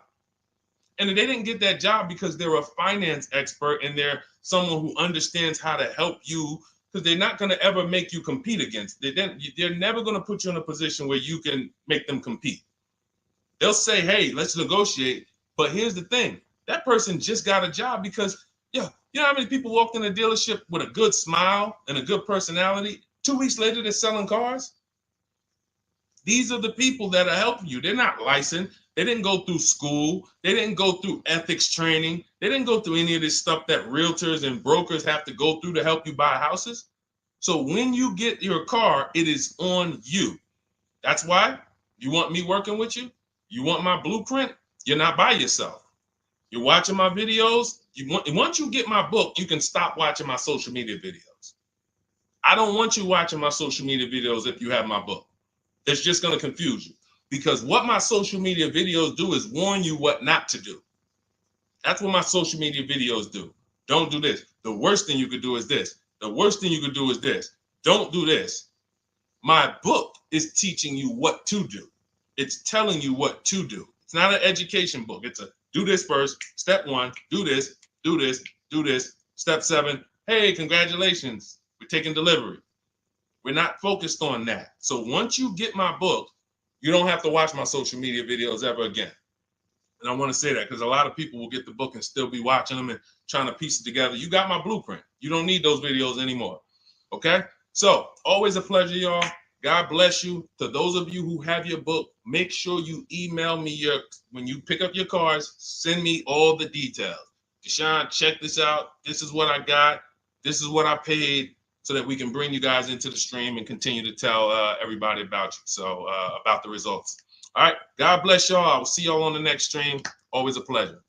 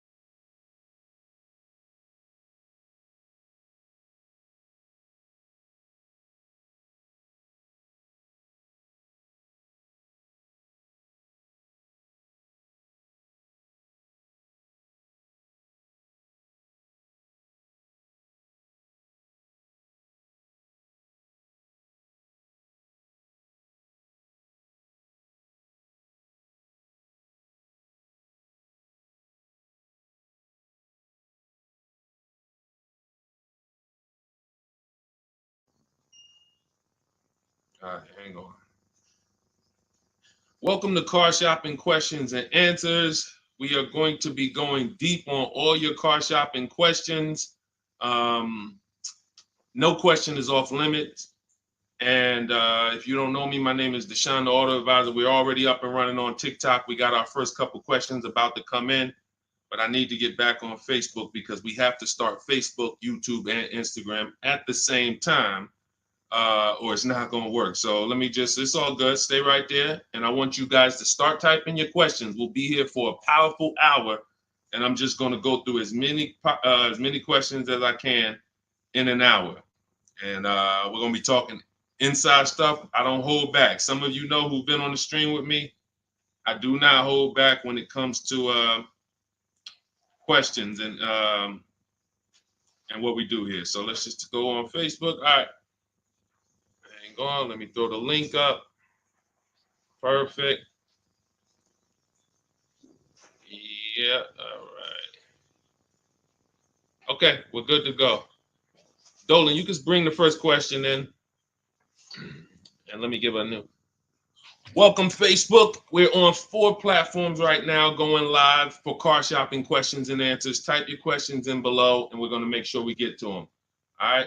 It's not easy getting 4 platforms live at the same time. And we have 2 TikTok channels that we're live on at the same time. So everything we'll be talking about is out of my new digital book, Cars from Home, 7 Steps to Saving Time, Money, and Avoiding Dealerships. I have a special link for you to get a copy at 75% off in my TikTok bio, in my Instagram bio, or in the YouTube or Facebook comments for the next 30 minutes. Let's rock and roll.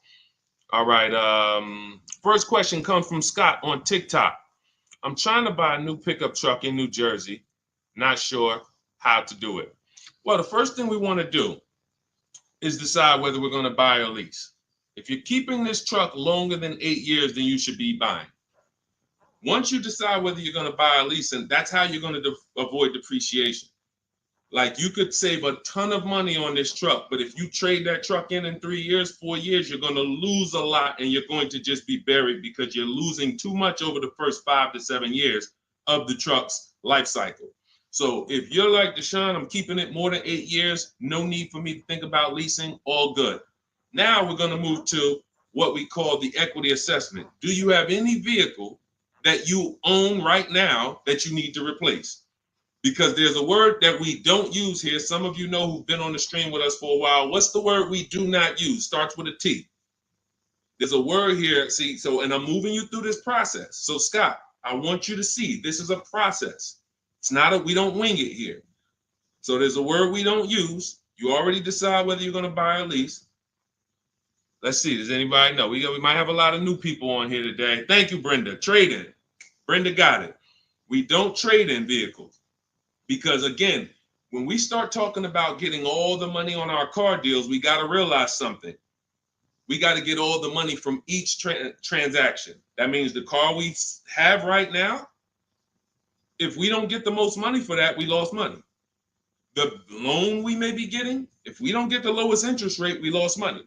And the car we're buying, if we don't get the best price, we lost money. So what we do is the equity assessment. Let me know if you have a vehicle you're going to be replacing. We would make sure we go online, we go to bidders, and we find out the highest bid we can get on our vehicles. Takes us 20 minutes. 6 major websites: CarMax, Driveway, Carvana, Kelly's Blue Book, Instant Cash Offer, Car Gurus, and AutoNation. These are people who are fighting tooth and nail every day to buy cars. So we get bids from them. Now, let's move in. Let's say you don't have a car to replace. Now, what do? Well, let's look at how we're going to pay for this truck. Are we going to, let me turn on airplane mode to make sure I don't get any interruptions. All right. How are we going to pay for this truck? Are we going to buy it cash, or are we getting a loan? So if we're getting a loan, then we need to see, are there any special interest rates on this truck we're looking at? If there's 0%, if there's 1.99%, that eliminates us from needing to shop for a loan. That's called a subvented interest rate. No one's beating it. So when you guys see like Honda, if a vehicle you're shopping for has a 2.99% interest rate, 1.99, that eliminates us shopping. But there's one parameter we must look at in the fine print. What's the term? Is it for 3 years? Is it for 5 years? If they give us 0% for 3 years, a lot of people can't afford that payment. Interest is great. There's no interest. It's free money. But you got to be able to afford the payment based on the term. Then we move into looking at, is this a quality truck? It's a very important step. Let me tell you what happened. People used to buy Range Rover. When I worked at Mercedes, we had a Range Rover dealer right next door. People come in and get a great deal on a Range Rover, come in, feel like, okay, I won. That truck's in the shop every 90 days. Every 3 months. Lights going off, it's on a flatbed. We had people going in that dealership, literally. Maserati had a couple models, same thing. But there are domestic models too. There are import models. There are Japanese models too that have issues. So what we do is we do a quick search, takes us 5 minutes. Nothing that I'm talking about takes more than a couple minutes. In fact, our entire process to buy cars that I teach, my 7-step system, is 90 minutes to 2 hours. You can get the best, you can get below market deals on any vehicle in no more than 2 hours.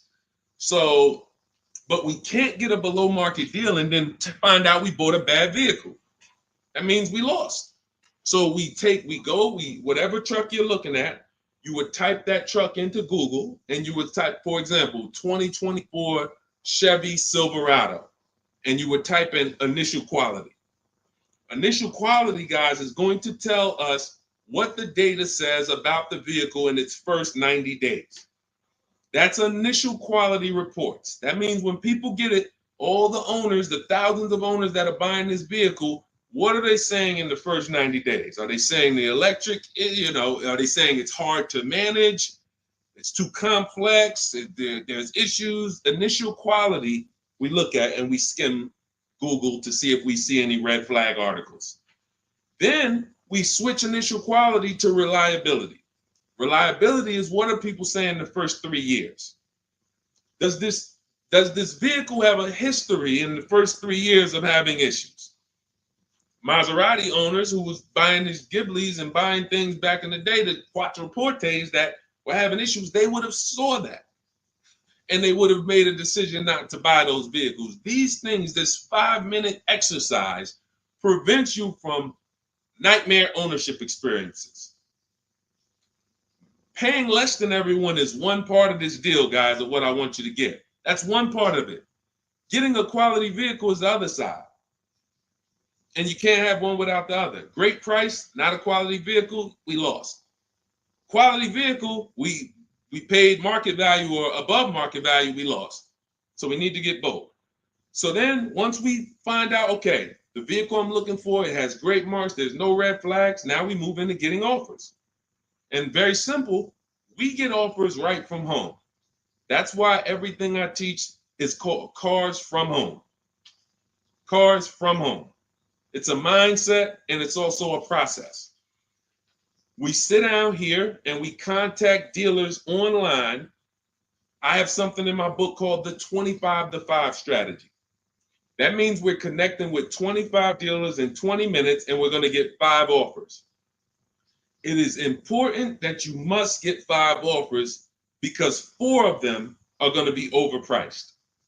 I can guarantee you that. Right now I've worked with 2,200 people personally around the country, and we have about 9,000, approaching 10,000 people that have my digital book Cars from Home in their hand in the last 4 months. So when we look at the data, not to mention I shop myself, you know what I'm saying? I've used this. I know you may think every dealer has the same price. They're all different. They're all different. That's why your best deal, and pay attention to what I'm about to say. In fact, hit the share button if you're locked in. Share this with one friend, because one friend might be out there shopping right now, overpaying. All right. Oftentimes, the dealers that are the closest to you are not going to give you the best offer because they think they own you. I'm going to say that again. When a dealer sees your zip code come in, when I was in the dealer, we used to get we call them leads. Anyone in sales, you know the term leads. When we see that the zip code is a zip code that is right here, 5 minutes away, 10 minutes away, 20 minutes away, there's a mindset there that this person is not going to shop. So they're not going to give you your best offer in many cases. What you're going to get is an overpriced offer, and you won't see it until you learn to speak to dealers that are a little further away from you. Now, if you're doing it my way, you're using my book, you get your copy for 75% off. You won't pay the $97 price. I have email scripts in there. We don't talk. You use these email scripts when you're buying new cars and leases. We have a different process for used cars, but we still don't talk. You have to, and what's happening is you're going to see that sometimes the offers that come from 45 minutes away, an hour away, are your best offer because they're trying to take business from their competition. Some of these smaller dealers as well who don't have the foot traffic, they're not getting 100 people coming in on a weekend. They have to depend on strategically winning business. They're using the internet to reach out and connect with people that are far away from them, and they're beating their competition. But if you're programmed to go right into your local dealer, you're never going to get their prices. Type a $ if y'all are following. Type a $ if you're following what I'm saying right now. Type a $ if you're locked in right now. Type a $ if you care about your money and you're like, you know what? We're going to unlearn all the things that we were programmed to do. I'm going to tell you here's how we know we were programmed. And if I wasn't in the car business, I'd be just like y'all. That's why it's my mission to teach. You know how we know we were programmed? We never learned to buy cars. We were indoctrinated in a way of buying cars. We didn't consciously make a decision, approached it and said, this is how I'm going to buy cars. We were indoctrinated into how people buy cars. And that's what makes the dealer principals in these dealer groups, Fortune 500 companies that trade on Wall Street and make billions of dollars because they have a predictable way that they serve the customer. It's not for the customer's benefit, it's for profit. So when you start doing this, and Scott, I just gave you the first 5 steps of our process. When you start doing this, you're going to see that the same people who you thought really liked you, Charlie down at the dealership that he sold cars to you, your parents. When you start making Charlie compete, you're going to see Charlie wasn't really for you.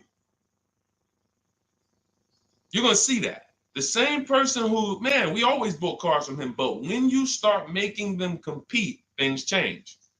Things change dramatically. And that's going to reveal to you, oh man, Charlie, how long you been overcharging me then? How long?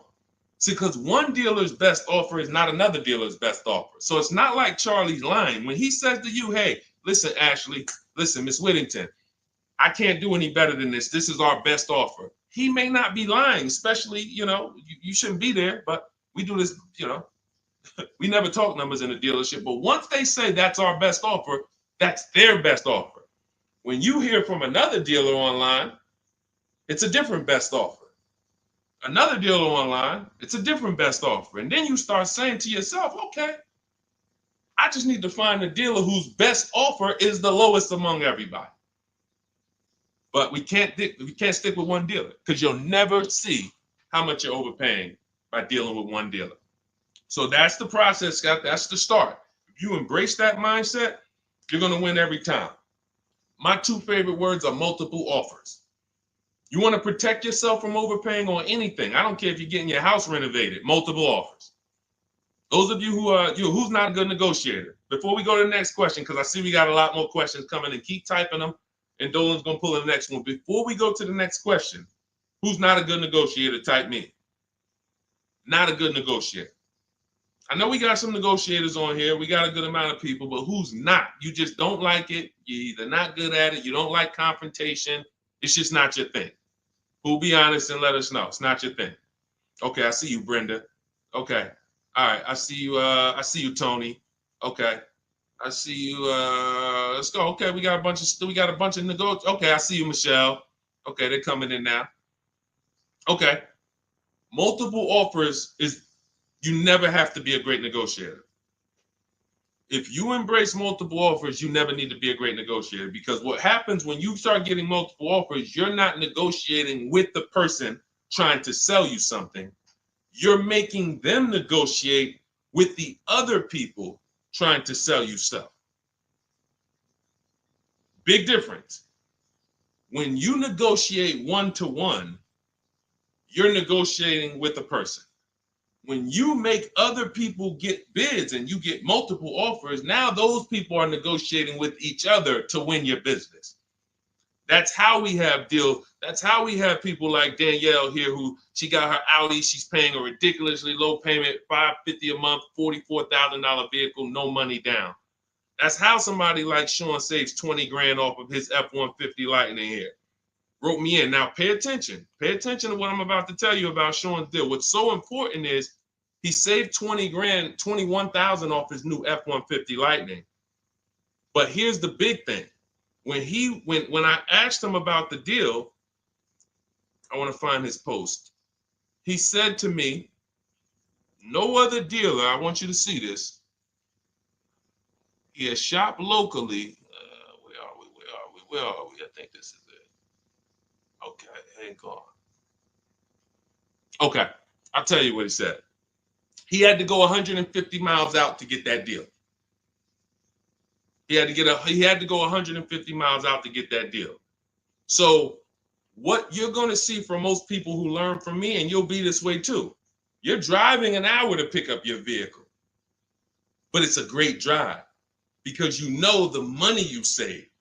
You don't mind driving an hour to pick up your new vehicle when you know that I'm saving $5,000 on this hour-long trip. All those other dealers close to me that felt like they owe me, none of them wanted to make me this offer. But this one dealer over here, he's beating them by $5,000. I remember this young lady in California. She was buying a Volvo, and she had to fly. She called me. She said, Southern California dealer made me the best offer. They beat my highest offer in Northern California by $4,000. All the offers I got, the best one in Northern California, this dealer in Southern California beat it by $4,000. I said, so what you gonna do? She said, I just got the plane ticket. It was $70. I said, that's what I would have did. So we have to go to where we're saving the money, y'all. This is a one-time thing. You buy your vehicle from who's making you the best offer. You service your vehicle from where it's most convenient. Two big differences. All right, go ahead, Dolan. Shoot the next one up. Everyone who just jumped on, this entire stream is sponsored by my new digital book. It's called Cars from Home, 7 Steps to Saving Time, Money, and Avoiding Dealerships. It's already 5-star rated. You can Google it. For the next 30 minutes, you can get your copy for 75% off. It's my entire blueprint of leasing step-by-step, getting below market leases, getting below market purchases, getting below market pre-owned deals step-by-step, making banks bid for our business step-by-step.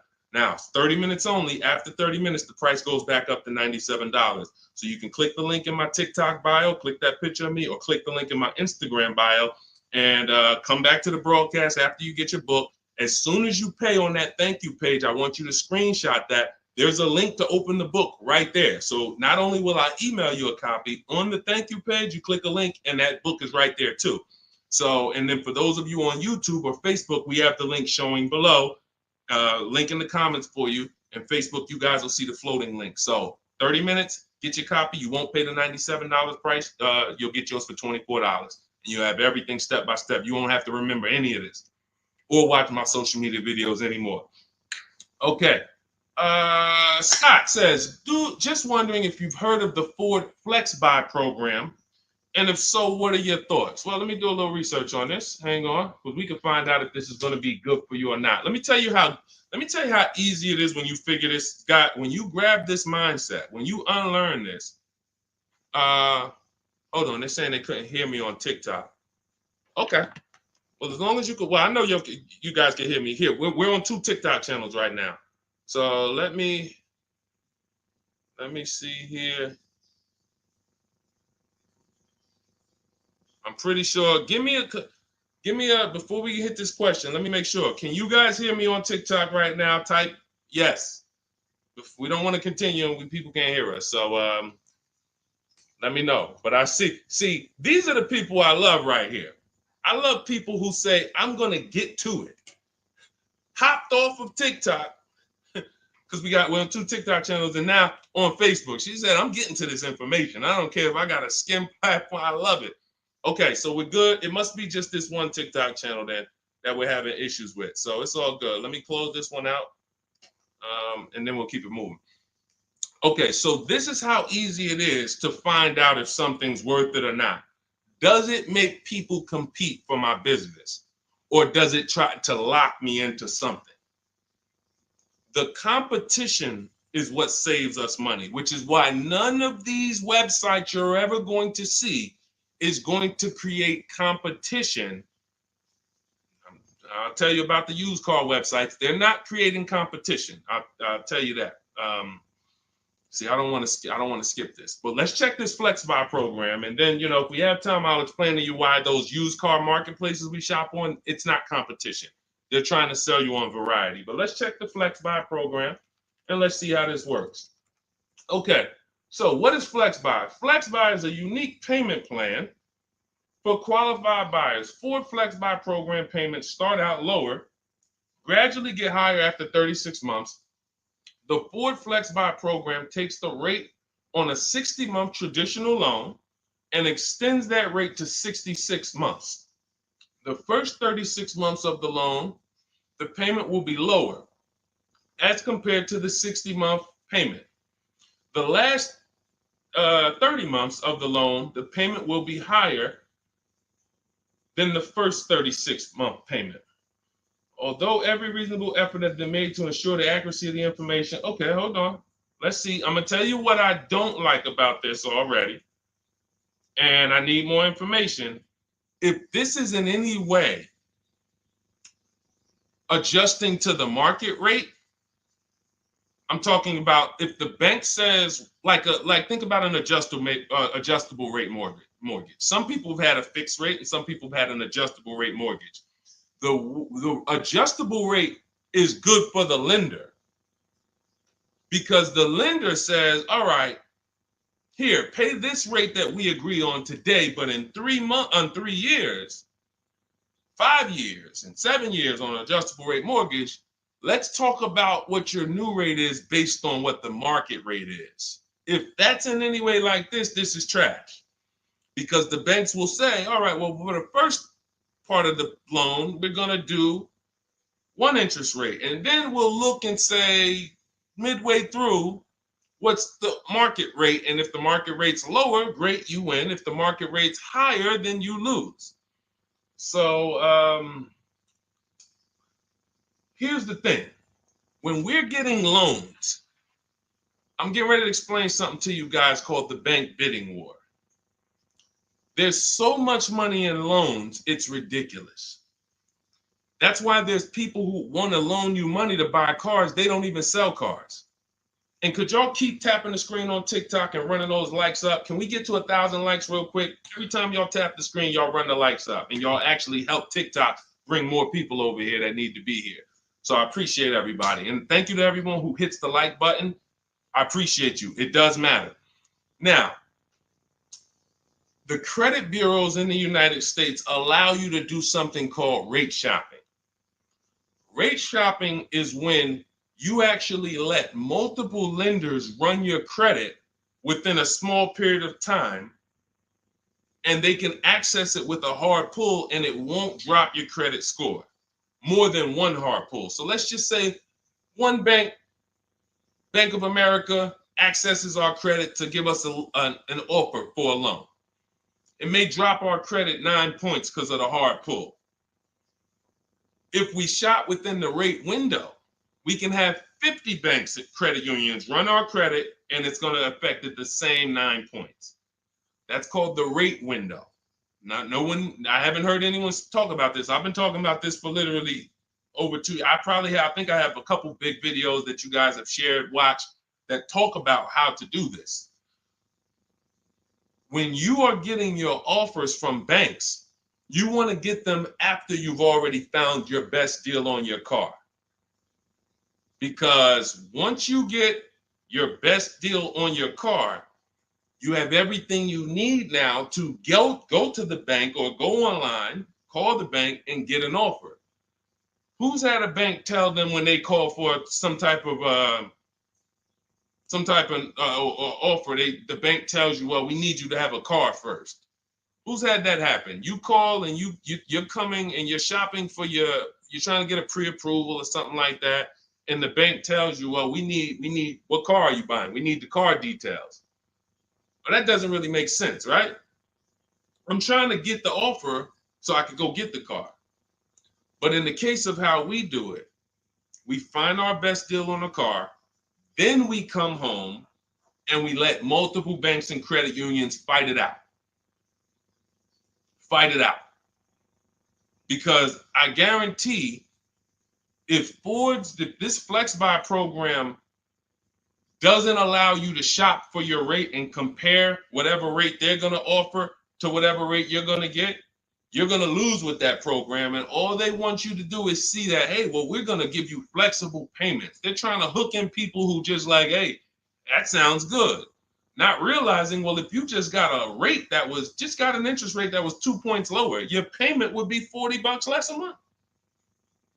So interest rate shopping, guys, is extremely important. That's why when you get my book, I give you what's called the Bank Bidding War Blueprint.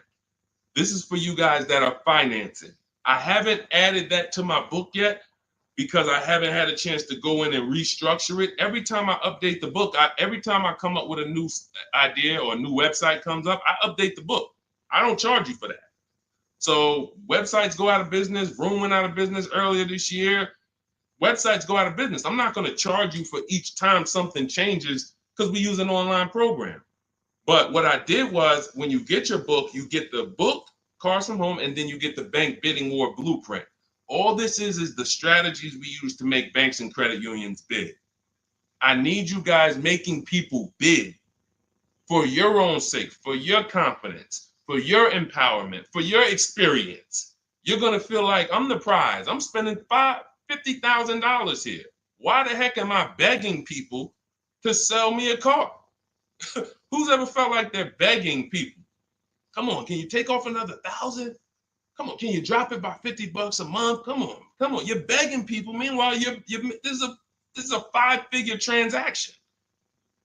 So when you flip the tables like we've been doing, like all of the people, if you're on Instagram or if you're on YouTube, you can see all of these people. You can see Zafrina, you can see Jared. Look at all these deals. People posting their numbers. Teddy, Rosalie. How does Rosalie get a 65? How much is this vehicle? How much? How does Rosalie get a $60,000 vehicle at $592 a month with no money down? How does she lease that vehicle at $592 when the same daggone Infinity advertisements we see say, hey, come put $5,000 down plus tax and you can pay that price? She did it with no money down. How? Bids. Okay? Bids. All right. I can, Scott, if the program doesn't make people bid, it's no good. I don't care if it's flex buy, X buy, friends and family. If it's not making people bid, it's trash. It's for them, not us. Okay? I think I beat that horse down. So we can go to the next question now. Go ahead, Dolan. Remember, everybody, you have 30 minutes to get your copy for 75% off. Make sure you save my support email just in case you type your email wrong. Sometimes the book doesn't end up in your inbox. Just hit support, send them an email. My team works 7 days a week. Hey, didn't get my book. They'll get you a copy. We want the book in your inbox. We want you using it immediately. All right. This is Lorraine. Celine. Thank you. I followed you in your advice on shopping for a used car, and I bought a 2007 Honda Accord at a great price. Thank you for your knowledge and advice. Amen. Congratulations. Enjoy it. Honda's a great vehicle. If you took the steps and made sure you were getting a good one, title, service records, accident history, a great Honda Accord is incredible. Even some of these vehicles, guys, long-term owners, some of you long-term owners, you need to understand which vehicles have the best longevity records. And Honda Accord is one of them. Congratulations, Lorraine. Enjoy it. God bless you. Go ahead, Dolan. Next one. Buying a Porsche Cayenne Coupe. Need help. Okay, well, you sound almost like Scott. We started with the process. How many years are you keeping the car? If I could find my, oh man, I don't have time to find it right now. I know why. There's a young lady who came. I want to tell you something how important deal structure is. Who was taught never to lease a car? I want you to be honest. Type me if you were taught never to lease a car. If everyone who's willing to be honest, again, it may sound like some of the things that I'm talking about is bad news first. That's because it is. I have to give you the bad news first, and then we get to the good news. All right. So now I see some misconceptions coming out already. I see Wanda. Okay. I see Black F22. He said you never own it. I want you to understand something about what you just said. If you're a person who keeps that car 8+ years, then you can own it. I'm going to tell you why. Cars depreciate like this. Cars drop in value like this. This is the scale. That's why you buy a car today for $40,000. 5 years later, it's worth $18,000 or $15,000. You're losing value. People care about this. You know who cares about this more than anyone? You guys, you know who cares about this more than anyone? Banks. Banks. Banks don't want to own things that do this. Now look, Black is coming with a lot of stuff right now. Let's talk to Black. And let's talk to the people like Black, because Black is somebody who will tell you never lease a car. He just said you're basically renting it. You never own it.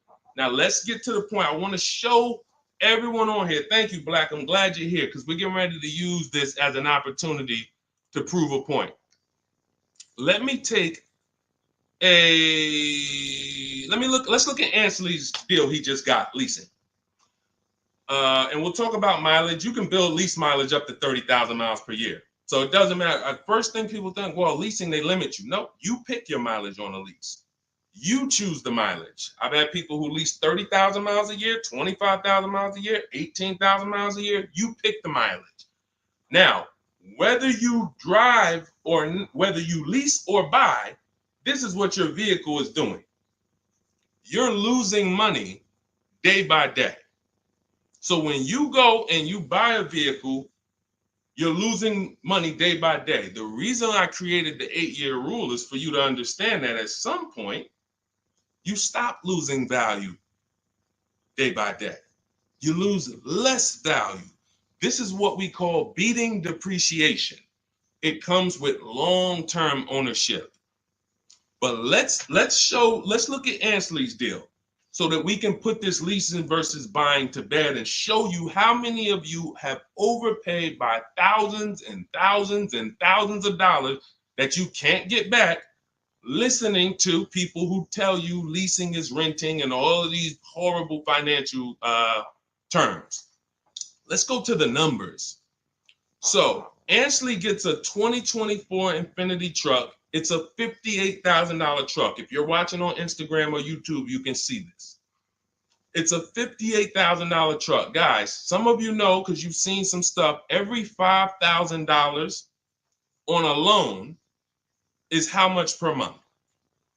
Every $5,000 we borrow on a loan, 5 years, is about how much per month?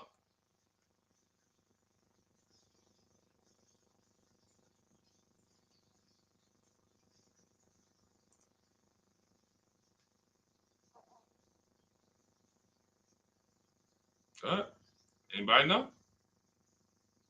Thank you, Michelle. $100. Told you, shout out to the people who tapped in, locked in. See, I love the people who are locked in. It's some people who just, they sleep at the wheel. I need the people who are locked in. I'm really only talking to you. Now, that means this vehicle that Ashley went in to get, his $58,000 vehicle, if he would have just said, all right, I want to buy it because I was taught leasing is renting, how much is it going to cost me a month? No money down. Let's figure, we're going to compare apples to apples. No money down, because when you put money down into the deal, that confuses you. That actually makes you think you got a better deal than you really did. When you evaluate deals with no money going into them, it's easy to see where the best value is. Now, Ashley would have been paying $1,200 a month for 5 years. $58,000, that's not even full tax. Let's just round the tax to 60.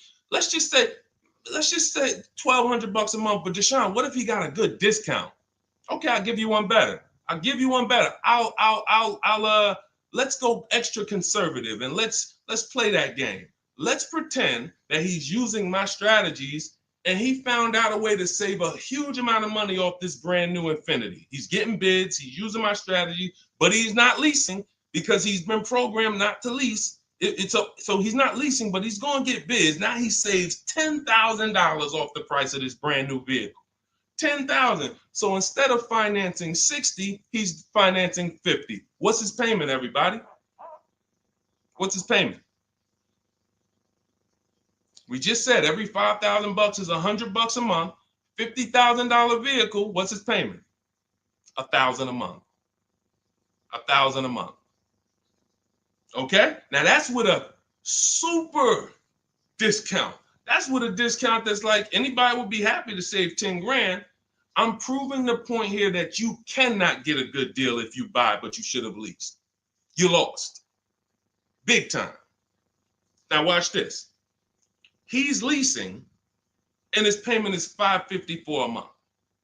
So now somebody like Black, somebody like Miggy over here that agrees with Black, they pull up in their Infiniti truck, right? And they pull up next to you. And y'all are both driving the exact same truck. And you look at them and you're like, hey, man, we got the same truck. Now they're going to say something to you like, yeah, you know, man, it's expensive though, man. It costs to drive this, right? And you're going to look at them and be like, Oh, how much you paying? You know, I did a no money down deal. So I know I did all right. I did no money down, but I'm paying $1,000 per month for this. Oh, really? I did no money down too, but I'm paying $554. Wait, you? Yeah. Oh, yeah. I leased this. I drive it for 3 years, then I give it back. Oh, yeah, but I own this. I'm gonna own this in 5 years at $1,000 a month. This mine right here. Okay. All right. Listen. God bless you. Have a good enjoy, man. Enjoy. Now let's go one more scenario. Let's go to the person who says, Deshone, I don't buy you. I don't buy new though. I only buy used. Cool. Let's say you pull up in your new lease that you just got. And again, everyone shouldn't be leasing. That's why step 1 in my book is called the 8-year rule. It's the 8-year rule. If you are keeping vehicles at least 8 years, don't worry about leasing. You're going to beat depreciation. All of that money you're going to pay to own, all $1,000, all these high payments you're going to pay to own, all this cash that has to come out of your pocket to own, out of your bank account to own, it'll be worth it in the long run. At least 8 years though. And the longer the better. 10, 12, 15, you really want. But less than 8, losing big time. So let's say a person says, oh, I'm going to get a used version. So they find a 3-year-old Infiniti truck just like this, but so instead of paying $60 for it, let's say they find one for $30. Let's give them a good price, good mileage. They think, oh, I'm good. What's their payment, everybody? What's the payment? Come on, stay by the keyboard. I need y'all quick because we're teaching something here to people like Black. They might not get it. I pray that they do, but they might not get it. But the people who are locked in financially, the people who understand financial literacy are going to get this. If every $5,000 is $100 a month and they buy a pre-owned version for 30 grand, what's their payment? Thank you, Michelle. 600. 600. See, he said 500. So this is how I know he's struggling. And I'm not trying to beat you down, man. I'm just saying when you're talking about something you don't understand, it's better to ask questions, not make statements. So now, we pull up. You have your new lease. You got this same deal, $554 a month. He pulls up in his 3-year-old version that has probably 1 year of warranty left. You both did a no money down deal. He looks at you and says, oh, wow, that's the new one, right? Yeah. This is the 2024. 2025. Oh, yeah, this is a 22. I just got this. I got a good price on it. I paid 30. Okay, cool. What's your payment? I pay 600 a month. What you pay for the new one, man? I know that must be expensive. I pay 554. Wait, what? Yeah, I paid 554 for this. No, you put a lot of money down, right? No, I didn't. I gave him $554. I drove off. It's understanding. That's deal structure. That's why when I came and started teaching 3 years ago, I had to teach deal structure. I couldn't teach people to just go in and buy cars, get great prices. If you get a great price, but your structure is wrong, you overpaid. You're driving cars, you're driving older cars with no warranty. And many of people who've been taught to do this, they never even pay the car off. They trade the car in before they even pay it off. They literally, I used to have people walk into the Mercedes dealer and they look at me and say, Deshone, is that the new version? I'm like, yeah, that's the new one. He's like, I got 3 payments left on this one. As soon as I pay it off, I'm coming to see you for that one. So this is a person who paid these high payments because they wanted to own. They thought they were going to own. As soon as they get their title, it's like running a marathon. Oh, these high payments, these payments are so high, but one day I'm going to pay this car off. And then as soon as you get to the end of the race, you go start another race. It's horrible. It's horrible. And so that's why we don't move into any other step before we get to the buy versus leasing. That's why it's step 1 in my book. So we can sit here all day and compare numbers. There is no comparison to a person who's getting great lease deals versus a person who's buying. It's not even close. We're driving better cars. They're usually always under warranty. We're paying cents on the dollar when you know how to get below market leases. I'm not talking about these commercials y'all see. That ain't nothing. We don't pay those prices.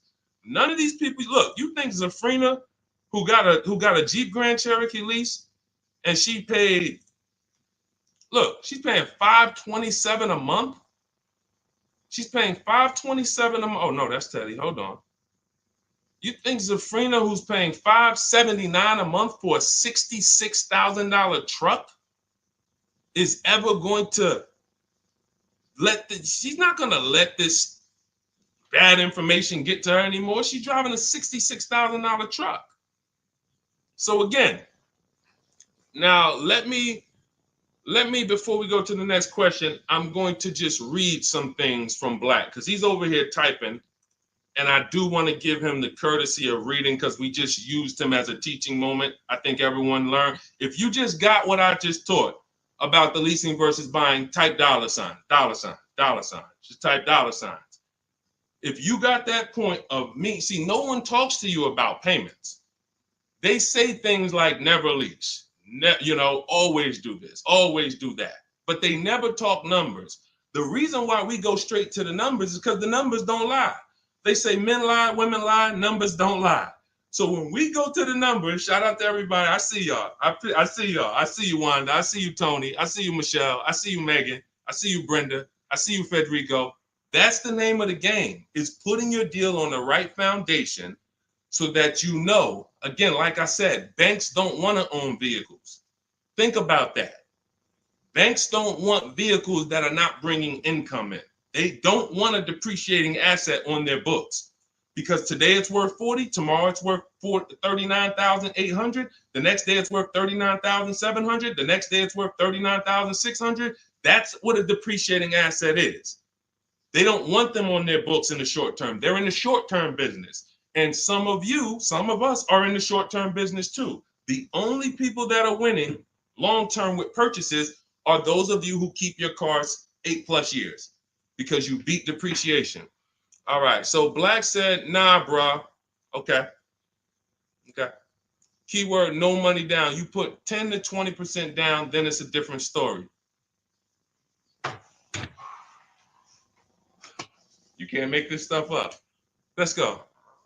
You cannot make this stuff up. Watch this, y'all. Watch this. I just compared 3 no money down transactions on the same vehicle. 3, new, used, new lease. 3, no money down. I'm telling people that when you don't put money down, you can clearly see what you're really paying. You can clearly see what you're really paying.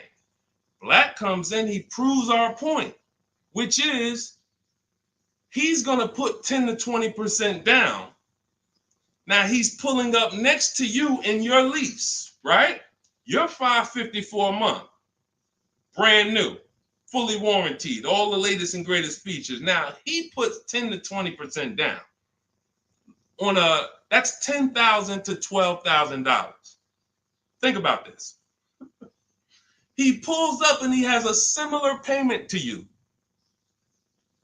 So he feels like we're alike. He feels like we're pretty close. In fact, he may even feel like he's doing better than you because he's purchasing his and you own yours. I mean, you're leasing yours. But watch this. What about that $12,000 you gave him? What about that $12,000 you gave them? That's how people forget. That's why everything in the Car From Home system, when you get the book, you're going to see everything is about shopping with 0 down, looking at offers, and then choosing, do I want to put money down to lower my payment? Money down does not buy your deal. I made a video about this. Some of you have seen it and shared it. People who make a down payment and think they got a deal. You have a deal before you put your money down, or you don't have a deal. A deal means I shopped all my offers, and then I found the dealer who was going to discount the vehicle the most. Now, how do I want to pay for that? Do I want to get a loan? If I'm getting a loan, what do I want my payment to be? Now I'm going to manipulate my down payment based on what I want my payment to be. That has nothing to do with the deal I got, but somebody like Black or people who move like him, hopefully we can help you get over these mindsets. But you have some very, very strong convictions, and what you're confidently incorrect. That's dangerous. It's dangerous to be confident and incorrect. Dangerous to yourself and your family and your friends who will listen to this. If you are putting money into deals and thinking that you got a deal because your payment ended up being affordable, you in no way can win. First of all, you're letting the dealer manipulate two things: the price of the car they're selling you and the interest rate that you're getting from them exclusively. If you were even just separating, if you were just separating your loan from your interest, from the purchase, you would see that that's a losing strategy. You can't compare a person who's driving a brand new vehicle, paying a low payment, to a person who's paying the same payment, but gave the dealer $12,000 to get to that payment.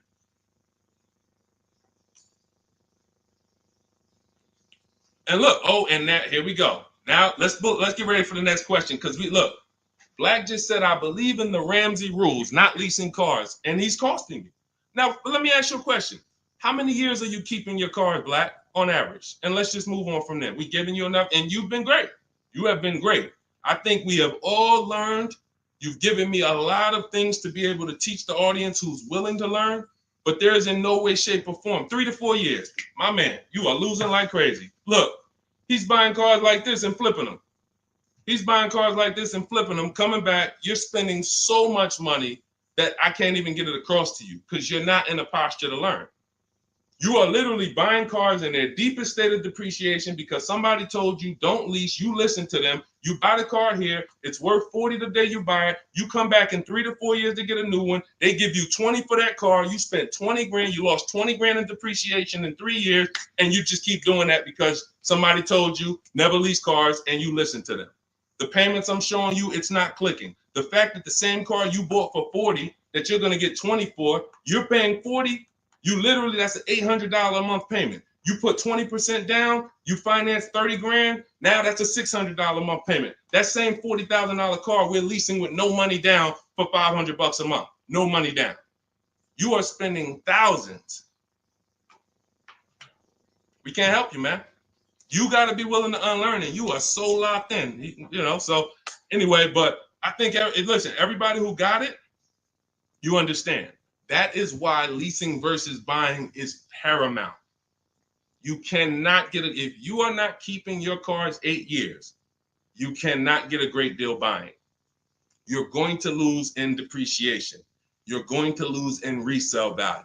When you go to replace that car and you see what it's actually worth and how much you paid over 4 years or 5 years or 7 years, when you compare that to a person who drove brand new cars for that particular same period of time, it's no comparison. And then you have cars with no warranty and all of that. Yeah. Look, Megan said, Black doesn't seem to learn.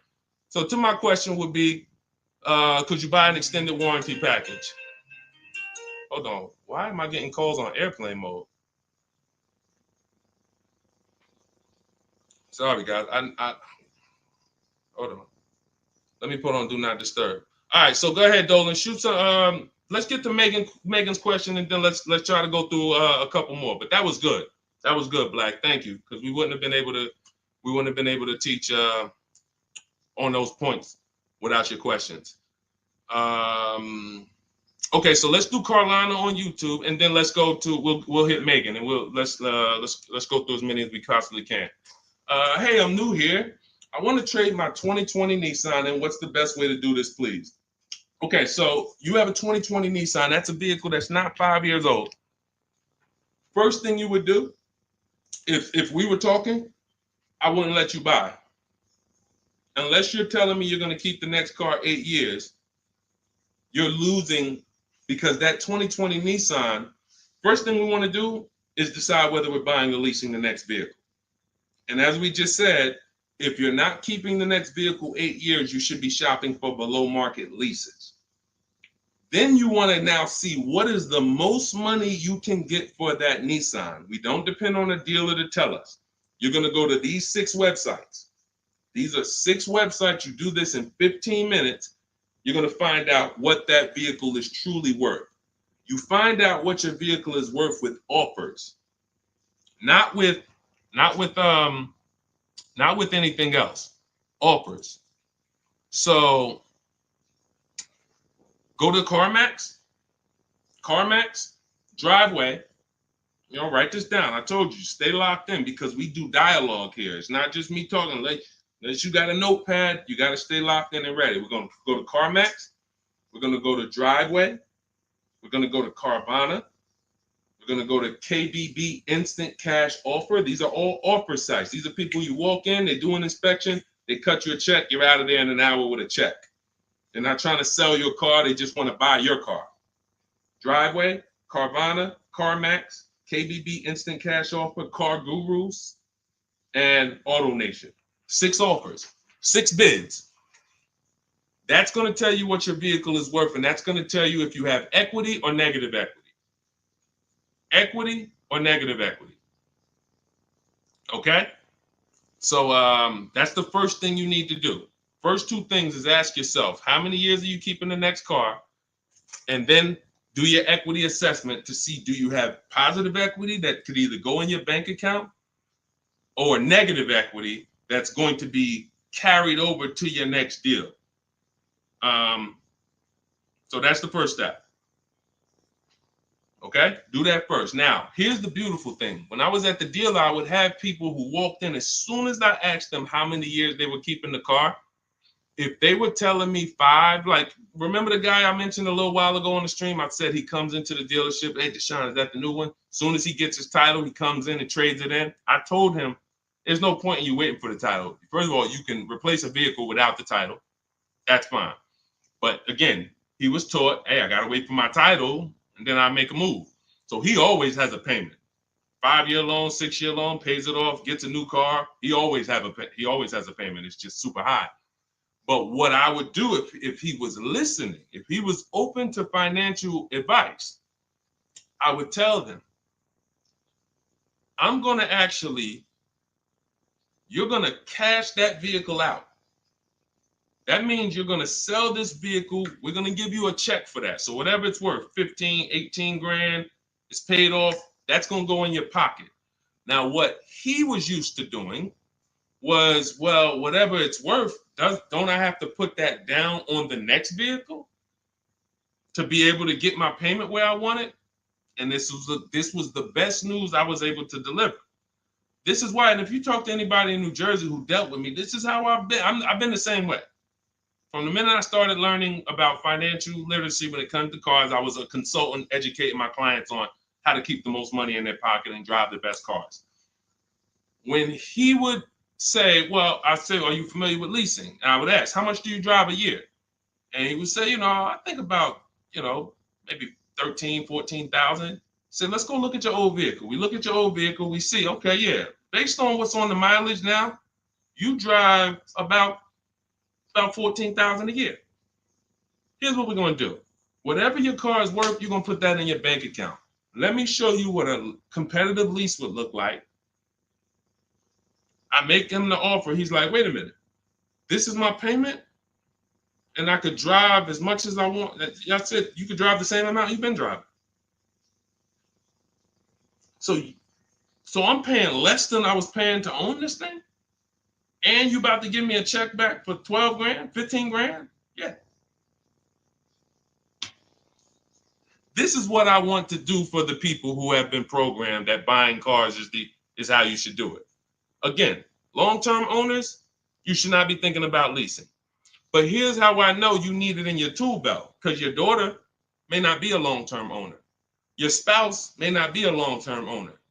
Your friend or whoever may not be a long-term owner. See, typically how you do things is how you teach other people to do things.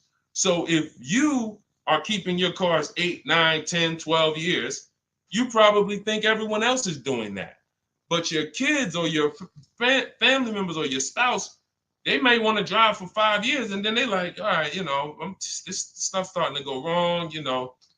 You said the warranty is up, and this got to cost $800 to fix, $400. Let's just go get a new one. Those are the people who don't have the values to keep a car long term, and you should not be buying cars for them. They should be shopping for. Now, both cases you need below market deals, but it does not. But knowing how long you're going to keep the car is how you're going to beat depreciation. So all of this is in my digital book, guys. Everything I'm talking about on this stream is in my step-by-step book. A lot of what we talk about on these streams and in my social media videos is what not to do. My book is about what to do. It's like, do this, do this, do this, do this, steps, check it off the list. Next thing you know, you got below market deals from home. There's only 3 things we go into the dealership for: test drive, have our car appraised, and to pick up a car. We are not there to shop. We're not there to get numbers. We're not there to negotiate. We do all of this stuff from home. So for 30 minutes, if you visited the website already, you'll see the timer, 30 minutes, you can get 75% off your copy. It'll be in your inbox in literally seconds. And as soon as you pay, in my TikTok bio, in my Instagram bio, Facebook, we have a link floating for you. You guys should be able to see the link. And then Instagram, we have YouTube, we have a comment pinned for you guys. You'll have the book, but as soon as you pay, you're going to see the thank you page. It says screenshot this page. You'll see my support team email. Sometimes you type your email wrong. Contact support if the book is not in your inbox in literally 5-10 minutes. Also, as soon as you pay, you see a link that says open your book below. So there's 2 ways I'm delivering the book to you. Right there as soon as you buy, but I'm also emailing you a copy. But sometimes, we fat finger the keyboards and there's a letter off, so make sure you hold on to my support team's email and hit them up. Okay? Good stuff. Get your copy. Listen, once that clock hits 0, the price is $97, which is still worth every penny. If I missed it, I go back and look. Knowing what I know, knowing what the people know, look at Tiffany. Look at Tiffany's deal. Look at Tiffany's deal. Matter of fact, let's show Vicky's deal. Look, thanks to your books and your methods, I was able to get my new lease for a 2024 Volkswagen Atlas SE Peak Edition with the tech package for $175 per month less than my first quotes. I did it all online except for picking up the car. I put no money down other than my first month's payment and DMV, which is probably $200, and saved over $6,000 on the life of that lease using your negotiating scripts. We have email scripts.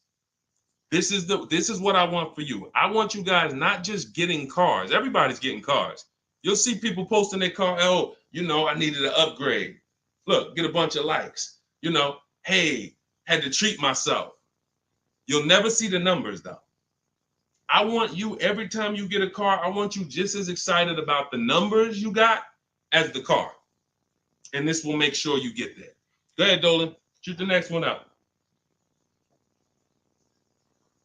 Okay, Brandon from TikTok. I've lifted the Denali truck. I owe $6,500 on it. It has 163,000 miles. It needs $3,500 worth of front end work. Should I fix it or trade it? I'm the only owner. I would make sure you get a second opinion on how much it's going to cost to fix. Lifted Denali is going to have a low resale value. But here's the thing: the cost of replacement is always more than the cost to fix. Always more. So if you got a truck, and again, your truck, you got a loan on it. You got a loan on it, 163,000 miles. I teach something: you shouldn't have a loan past the 10th birthday on a vehicle. Now you're going into a lot of risk. There's different boundaries we need to follow. But what I would do if I was you is I would make sure I'm not spending more than $3,500 unless I'm getting multiple mechanics to give me an offer. But I would see, what does it cost? What's the lowest I can pay to get this truck running? What if you pay $3,500 and it runs again for another 3-4 years? All day long. Because to get a new vehicle, $3,500 is coming out your house in probably 6-7 months. Which would you prefer? $3,500 one time and I could drive this thing for another 3 years problem free? Or $7,000 or $10,000 a year that I'm going to pay to get a new truck? Keep the cost low when you can. All right? Listen, I'm going to jump off. Everybody, listen, we'll be back for another stream. We went deep today. I think we dug into stuff we've never dug into before. Thank you to Black for, bringing some information to us that allowed me to teach and help you guys unlearn. Everything you need is in my digital book, Cars from Home, 7 Steps to Saving Time, Money, and Avoiding Dealerships. Normally $97. It's 5-star rated. You can Google it. You can see all the reviews people wrote using it. But you won't pay $97 if you get to my TikTok bio or my Instagram bio before that 30-minute countdown expires. You'll get it for 75% off, which is $24.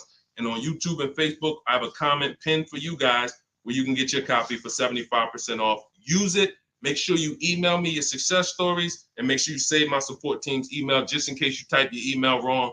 Let's make sure my team gets you your book. All right. God bless you. Keep winning. Keep unlearning. I'll see y'all on the next one.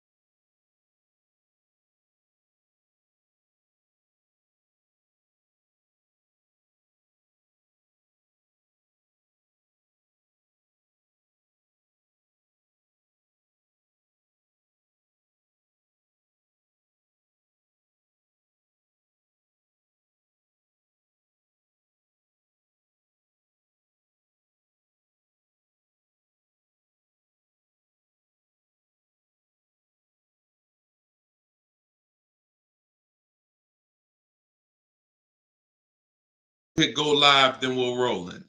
Jasmine from TikTok asks, what do I do when I can't afford the lease after 1 year? Great question. You want to do an equity assessment, see if you can sell it. There's two main ways to sell a lease. You could have somebody assume it. You can go to a site like Shop a Lease, and if you have a good car payment, you could list the car there and somebody could take over it, but it must be a good car payment relative to the deal. If you're paying, if you overpaid per month, then you're going to have a hard time getting someone to take over the lease. But if not, you can get rid of it there. Second is I want you to call the leasing company, ask for your payoff, and then you're going to call, once you get your payoff, I want you to ask them if you have a third-party restriction. Those are the two questions you're going to ask your leasing company. And then once you get that number, which is your payoff, you're going to go to CarMax.com, Driveway, Carvana. This will take you 20 minutes to do. Kelly's Blue Book Instant Cash Offer, Auto Nation, Sell My Car, and Car Guru, Sell My Car. You want to get 6 offers. It's very important when you're on those sites. When they ask you, is your car owned, leased, or financed, put owned. That's going to tell you what the market value cash is for your car to get rid of it in a day. If it's greater or equal to your payoff, you can get out of it. If you have a third-party restriction, then you're going to need to take another step and you're going to sell to a local dealer. But you got to see where your equity position is first. Got to see where your equity position is first. All right, I'm going on and I'm sharing the broadcast, and then Dolan, you could queue up the next question. We're live on TikTok, Instagram, YouTube, and Facebook. So we are going to be taking questions from all platforms. The first one came from TikTok. We got a couple queued up on TikTok. So shoot the next one in, Dolan, and we'll get to it. All right, this is another one from TikTok. I have 2 payments left on my lease. What's my next step? Equity assessment. Who's returned a lease to a dealership, just dropped it off when it was done? You never assessed any equity. You didn't even know. Who didn't know that a lease could have equity that you could put in your pocket? It's not a guarantee, but many people all through the pandemic, we were showing them how to put $5,000, $10,000, $12,000 in equity in their pocket from the end of their lease. I sold my lease. End of my Jeep lease, I made $8,900. My mother made $10,200. Now that was when everything was worth 7 to 10 grand more than it's worth. That was when the market was once in a lifetime. But does not mean we will never return a lease without doing an equity assessment. If you've done it, I want you to raise your hand and say, you know what, I turned in my lease. If you ever just dropped it off, you can't do that again. You must know if you have equity, and you follow those steps that I just gave to Jasmine. I think that was Jasmine who asked the first question. That is what's called in my book in my process, that's the equity assessment. That is what you do. Everything I'm teaching you guys is from my new digital book, Car Shopping for People That Hate Car Shopping, 7 Steps to Saving Time, Money, and Avoiding Dealerships. So every question you ask, when I answer it, it's going to be out of one of those 7 steps. And the equity assessment is step 2. You must do that before you ever return a lease for the rest of your life. A lot of you gave back thousands of dollars to dealerships and you didn't realize you were doing it. They bought those cars, put that money in their bank account when it should have been in yours. Yep.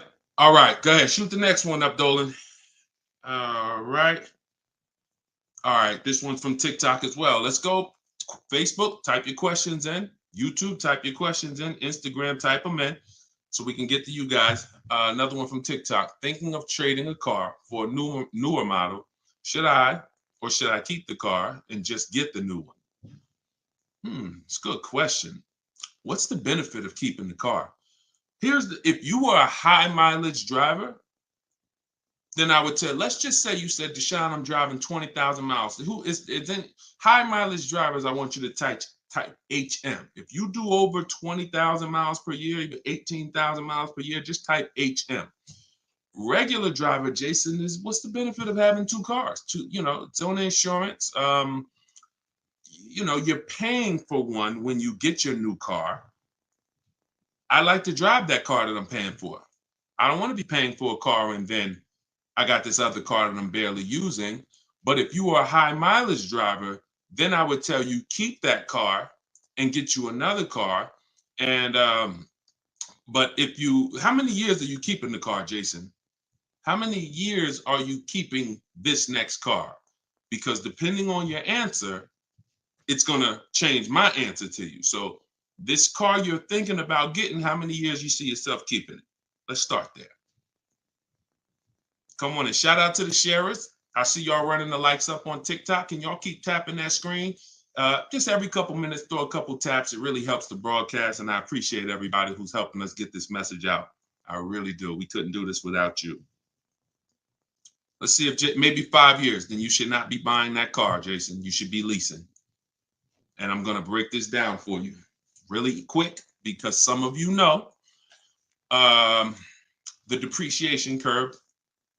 And the rule of thumb is when we talk about the hidden money in your car deals, my job is not to just teach you, if you're willing to listen, how to save thousands of dollars by making dealers and banks bid on your business. That's how we make sure we get the best prices.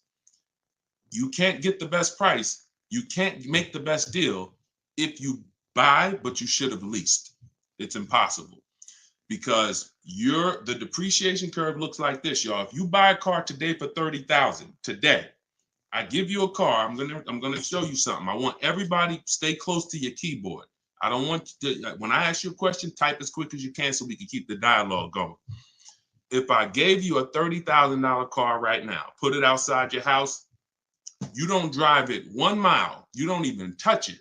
We go outside a year later. Is it worth $30,000? You didn't drive it 1 mile. You said, Deshone, I don't need the car, but I'm leaving it here. It's yours. You don't drive it 1 mile. Is it worth $30,000? No. So that's your first intro into depreciation, the unseen expense. Let's go a little deeper. If you put 10,000 miles on it, it's worth less, right? If you put no money in it, if you put no mileage on it, it's already lost thousands. If you put 10,000 miles on it, it's worth less, right? High mileage driver, let's say you put 20,000, it's worth less, right? Now what you're seeing is the expense you've been taught not to see, which is depreciation. It has nothing to do with car payments. It has everything to do with that. We've heard people say, oh, cars are depreciating asset, cars are depreciating. What does that actually mean? I'm showing you what that means. I'm showing you what that means. When you're buying something that goes down in value, you have to look at when it's going down, when is it losing its most value, and your goal should be to avoid replacing it while it's losing the most value. How many of you have a car outside right now, outside your house? You've had it for at least 8 or 9 years. Type the number of years you've had it. If it's more than 8, don't type 3, don't type 5. For those of you who have a vehicle outside right now and it's been in your home, in your household for at least 8 years, I want you to type the number of years. All right, we got Jason 10, we got 13, we got 8, we got 20, we got 14. Okay, so we got 10. This is the leasing versus buying question, and there's nothing more important than this to the foundation of your deal. Because if you choose wrong, you cannot get a great deal. And if you're new to this, then lock in for the next 5 minutes, and you're going to understand why. The people, those of you who said, Deshone, wow, Jazzy's 20 years. The vehicle, the value of your vehicle right now, isn't it going to be about the same a year from now? Everybody who just typed, look at that. And I want y'all to pay attention. If those of you who are like, Deshone, I never keep a car, you might be saying, looking at these numbers and saying, Deshone, I would never keep a car that long. It's not for me. It's not in the cards for me. It's not my style, not my habit, not interested. Perfect. Pay attention. 12, 20. So all of these people, your car will be worth next year about what it's worth right now. What does that mean? That means you have avoided the depreciation. You've won. The depreciation curve normally looks like this the first 5 to 7 years, but it starts to get like this the longer you keep the car. So now all of you who have answered, all of you who are watching them answer, their car depreciation curve looks like this now. It's not losing much value anymore. If you don't get to that level, there was no point in you buying the car because you're replacing it here. There's only 2 ways to go to avoid this type of depreciation. Car was worth 30, now it's worth 10, 7 years later. It's only 2 ways to avoid that type of hit. One, you're going to keep it long term. If that's not you, you should be shopping for aggressive leases. Not these leases you see in the car, in the commercials, come pay $4,000 down and all of that. These are not deals. Aggressive leases are below market prices and they're pennies on the dollar compared to what you've been paying. You cannot win buying cars and switching them like this. That's why you always have negative equity. That's why you're always never happy with what you're getting for your car. You buy your car, you come back, look 3 years later, you see what it's worth. It's always disappointing because you're trying to literally get cash back out of something that is not designed to give you any value in the short term. Leasing or long-term ownership. That's why the first thing that I teach, it's called the most important question, is how many years you keep in the car. If it's not 8, then you should be leasing. It's not even a question. We'll go deeper on that throughout the show. Anyone who wants to know more about that, you keep asking, because once I open up that Pandora's box, it's like your mind is like, oh, but everything I heard about leasing, I heard it was bad. I heard you can't drive that much. I heard that yada, yada. They bill you for all of this stuff. All of those things, I'm going to help you unlearn because unfortunately, the people who taught you that were confidently incorrect, which is dangerous. Confidently incorrect is you're dangerous to yourself and others. So, all right, so that's the key. That's the key, Jason. Don't think about buying if you're not keeping 8 years. You're going to overspend. And we'll talk more about that throughout the broadcast. Feel free to ask follow-up questions. Go ahead, shoot the next one, and I'll go as deep on that subject as we need to for you to understand it. It'll give you some lease comparisons. You'll see what great leases look like, and you'll see how there are pennies on the dollar when you know how to get great lease deals. And that's the way you avoid the depreciation. Only 2 ways. Great lease deals, long-term ownership, 8, 10, 15 years. That's it. 2, 3, 4, 5 years, you can't avoid the depreciation buying. You just can't. You're going to lose thousands every time. Go ahead, shoot the next one up, Dolan. We're keeping the questions coming in. We're live on all platforms, so just keep typing. I'm going to try to get through as many as I can. We got a lot of questions coming from TikTok. All right, let's go. Should I put money down on a lease that I'm about to turn in? That you're about to turn in. I'm gonna assume you meant, should I put money down on the lease that you're about to get? So check it out. Here's how you shop all your lease deals from now on. there's one thing that I never want you to say again. It's really two things, but in this subject, the other thing is trade. This is down payment. I want you to eliminate the words down payment from your vocabulary because it's been used as an opportunity to get more money out of you. Who's ever went in, thought you were making a car deal, you thought you were going to put maybe $1,500 down, and then somewhere down the lines, these hidden things come like, oh, well, you got the taxes and fees, and then you end up putting more down than you thought you were going to. Has anybody that ever happened to anybody? Hit the raise your hand emoji or just type me if you've experienced that. You thought you were going to be putting this down. You might have gotten to the finance office to sign the paperwork, and now you got to come up with another 500 or 1,000 or the taxes or the fees or whatever it is, right? So I spent 14 years in the car business. For those of you who don't know me, I've seen the way we call them the 80%. 80% of people shouldn't be in the car business. They're overpriced. They'll sell their grandmother the highest price car. It doesn't matter. They have no integrity, very little morals. We don't buy from them. What you need is to learn to avoid them, and you also need to learn to find the 20% who beats them all the time. So when you shop your car leases, you are always going to shop. You're no longer going to say down payment. You're going to say this: total out of pocket. Total out of pocket. See, total out of pocket means that's what I'm giving you and no more than that. You'll see the difference. Down payment can be, that's my down payment, but what about my taxes and what about, so that gets convoluted. When you start using, hey, I'm only doing this total out of pocket, it's hard for them to switch it up, especially when you're adamantly aware of what that means. This is all the money that I'm putting out of my pocket. You could also say do it signing, but total out of pocket is probably more of a universal term. You shop your leases with 12,000 miles.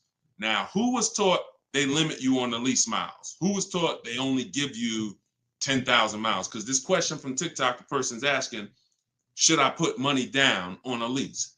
So I want to tell you how you always want to shop your car deals with no money down. That's what's confusing you. What's confusing you is when they mix the down payment and start throwing monthly payments, you are now not aware of what you're truly paying for the car, what you're truly getting. And so this is why you use what I'm telling you, you shop my way. You're never going to shop with down payments. That doesn't mean we don't put down payments down, but we do not get offers and we're not out there shopping with down payment money. Okay? So, all right, I see it's happening to you, Fouché. So you're going to get your offers with first month's payment, total out of pocket, taxes and fees in the payment, 12,000 miles per year. Once you do that, I teach in my book, I have a new digital book. It's called Car Shopping for People That Hate Car Shopping, 7 Steps to Saving Time, Money, and Avoiding Dealerships. I teach a strategy called the 25 to 5. We're going to connect with 25 dealers. We're going to get 5 offers. We do not make a decision without at least 5 offers. Because once you see, thanks to everybody who's supporting the broadcast with the gifts, I appreciate that. Once you see how different the offers are, you're going to realize you're going to see how much money is in multiple offers. You must get 5 offers because 80% are overpriced. Don't try to change these people. Don't question, oh, listen, why are dealers like this? Why are the 80% overpriced? Listen, Jim Rohn used to say, don't sign up for that battle. Why does the sun come up in the east, and, in the east and set in the west? Like, don't sign up for that. Some questions are not worth asking because they mean nothing. Just know that's what it is. Expected. 80% are going to be overpriced. This is why you are not going to get your best deal walking into a dealer anymore. You're going to sit at home. You're going to decide what you want. We call that shopping, not buying. This is step 4 of my process. We have 7 steps. Step 4 is shopping. And then once you decide what you want, you're getting it from home. 90 to 100% of your new car transaction and your leases should be done from home. That's where your power is. That's where you have the power of leverage. That's where you have the power to make multiple people compete for your business, which saves you thousands of dollars. I'm going to give you tons of examples. This works every time. How do we know? It's the way we buy everything else. Everything we buy in life, we go into the grocery store, we need spaghetti sauce. You need laundry detergent. It's a bid. You may not be aware, but I'm going to make you aware. Everyone is bidding for your business. Hey, look over here, Prego. Hey, this brand, Classico. Hey, we're on sale this week. Hey, we have the best. Y'all see what I'm talking about? Everything that we buy, especially expensive items, but even low price items, companies are competing, except in car dealers. They've trained you. They've trained me. If I wasn't in the business for years, I wouldn't know, to focus on one place and think we all have the same pricing. They made you think Nissan, we're a Nissan dealer, we're all the same price. So you might as well not even go anywhere else because we're all the same price. No, we're not. No, they're not. So when you start shopping multiple offers, you can do it by phone. I like to use email. I like to do everything copy and paste by email. But when you start getting multiple offers, you're going to truly see where all the hidden money has been, and you'll see how many of these dealers are overpriced, which is going to just make you say, from now on, I'm definitely shopping online. So but you need to do it correctly. There's some information you must give a dealer in order to get quotes online. And most of you don't know that. That's why you're having problems getting quotes, because you're not giving the dealer what they need to get quotes. So we'll go deeper on this throughout the show. But this is what we're talking about, y'all. This is all in my book. In my book, you have the 7 steps laid out. You could cue the next question up, Dolan. And for our launch, you can get it for 75% off. The book's normally $97, but for our welcome offer, our launch, I said, you know what? We're going to do 75% off for 30 minutes. So when you go to my TikTok bio, you click that link. There's a button that says, get my new book, 75% off. You get yours. You won't pay the normal $97, but it's only for 30 minutes. Once that timer goes down, you go back up to 97. Same thing on Instagram. It's in my Instagram bio. And then we're going to put the link here for you guys here on Facebook and YouTube. All right, go ahead. This one's from Instagram. If I'm keeping a car under 8 years, I like y'all using this 8-year rule language. I like that. I like what I'm seeing, y'all. Y'all really this is really absorbing. If I'm keeping a car under 8 years and will definitely go over the miles, how do I lease cost effectively? You choose the right miles. You never. I was at Hyundai. And I experienced most of what I'm teaching, I learned through being in the dealerships and just watching, paying attention, asking questions, seeing bad situations, and then asking questions to make sure I could help people avoid them. I was at Hyundai. I was a manager for 6 weeks there. And this guy came in and he was returning a high mileage Hyundai lease. It was the first one that I had really saw that I could remember. He brought it back. It had 70-something thousand miles on it. And I was just like fascinated. I said, you lease this? He said, yeah. All I do is lease. He said, man, I'm in sales. I used to buy these cars. I was putting so much money in the cars, all this negative equity. And it was just like, I hated it. He said, once I got exposed to the high mileage lease, I never looked back. I drive this thing 20-something thousand miles a year, 3 years, I drop it off, I get another one.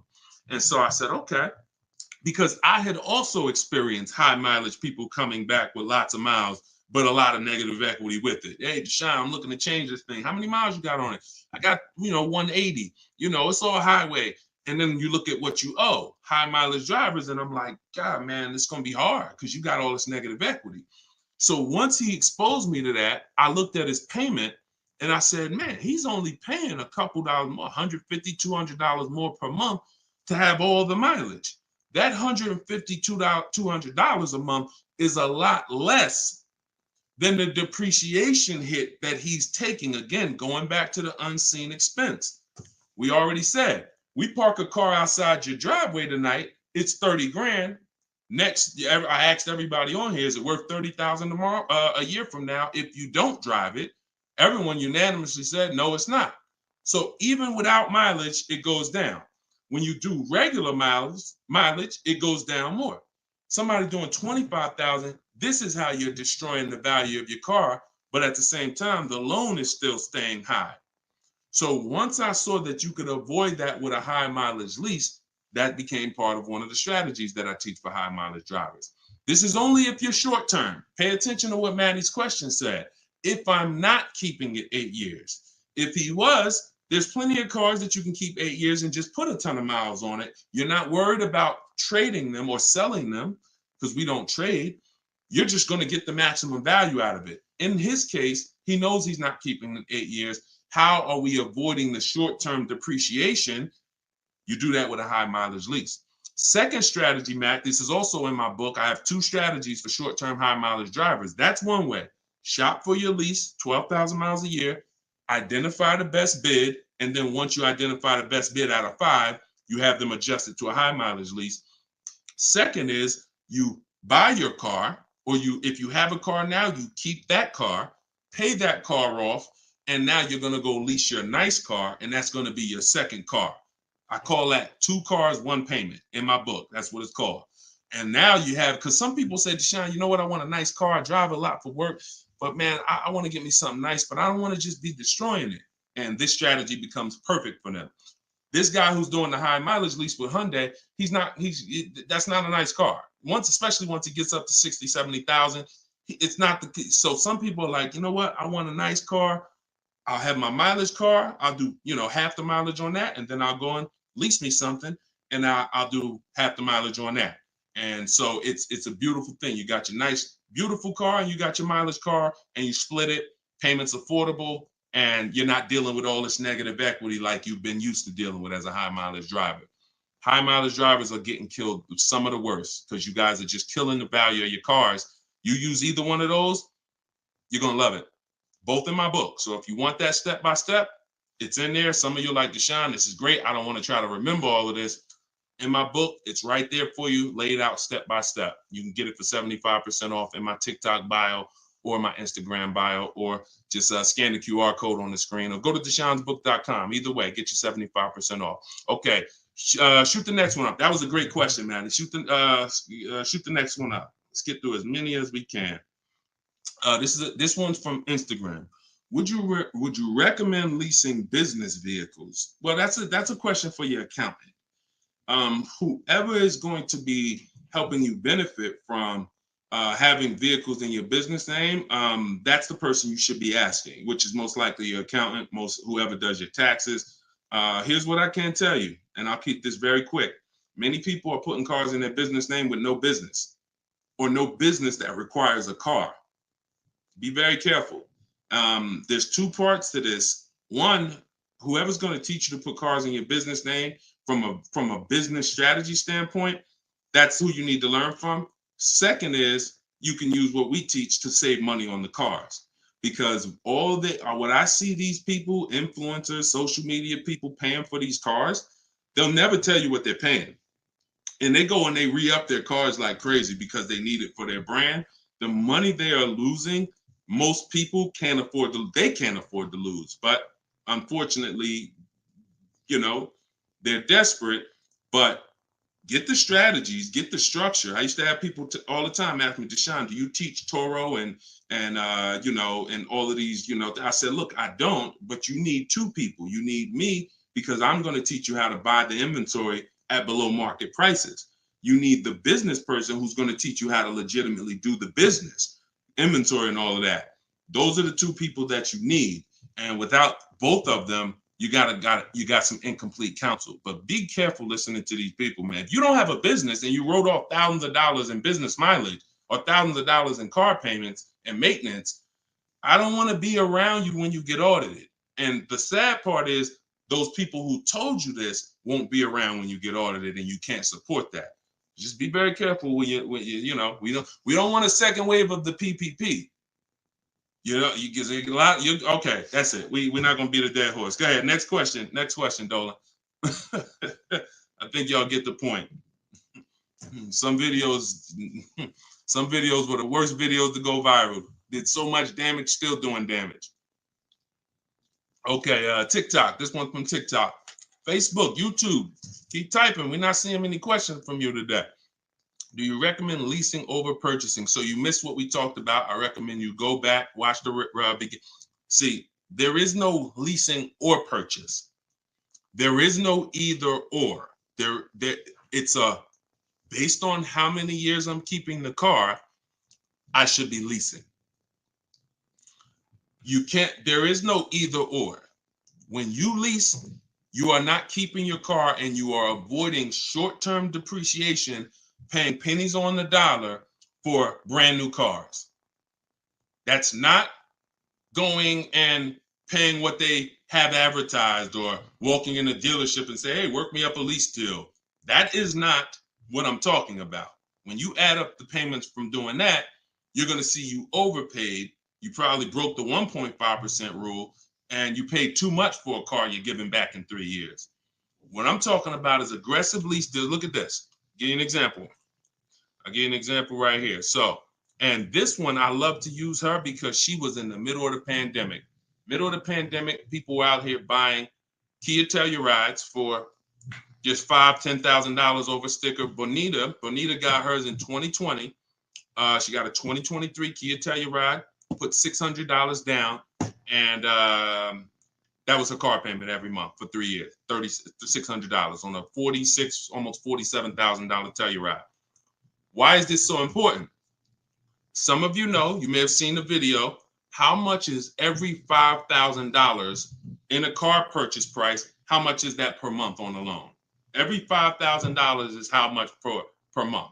So we're going to compare Bonita's incredible lease deal she got to someone who bought this same vehicle to show you that if you should have bought, but you if you should have leased, but you bought, there's no way to win. It's over. $100. Good job. So that's clicking in. Ronald, great. $100. So whenever you look at a car, you look at a $10,000 car, your mind should automatically say that's $200 a month. 5-year loan. $20,000 car, $400 a month.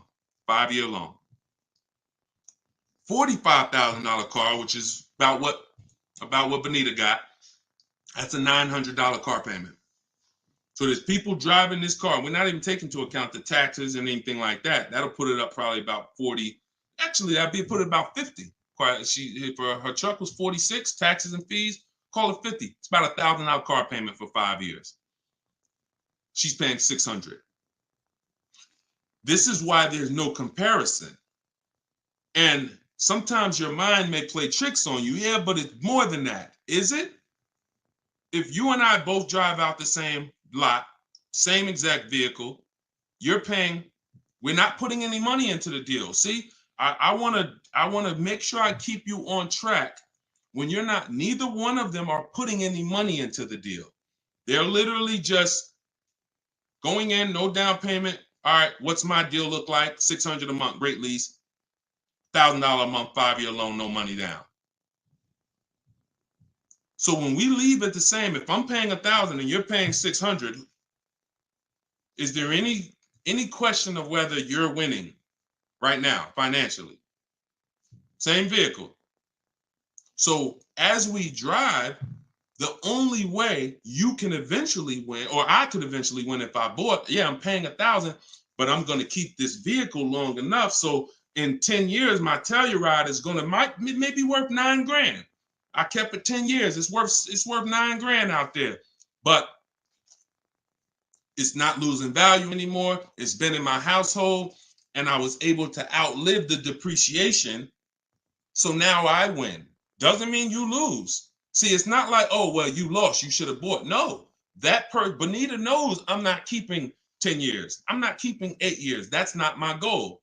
Therefore, I'm going to shop for great lease deals and I'm going to pay pennies on the dollar compared to people buying. And that's my win.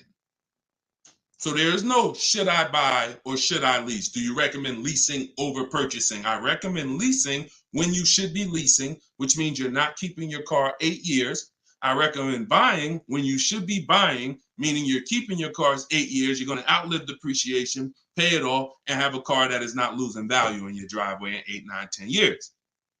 That's when both people win. And if you're stuck in the middle, then what I recommend is you get out of stuck in the middle because you're losing tons of money. Get out of being stuck. Buying leases out, buying loans, trading them in. Get to one, choose a side. I put 2 good sides in front of you. Choose a side. All right? Good question, though. Go ahead, Dolan, cue the next one up. This was good, man. Wait, let me make sure. I'm trying to make sure I'm sharing all of this. Shout out to the sharers. Everybody getting value out of this? Type $ if you're getting value out of the show. This is what we do. All right, go ahead, shoot it up. All right, a lot of questions from TikTok today. YouTube, y'all, come on, type the question. All right, good to see you, Melody. I see. All right, when is it a good time to buy a car?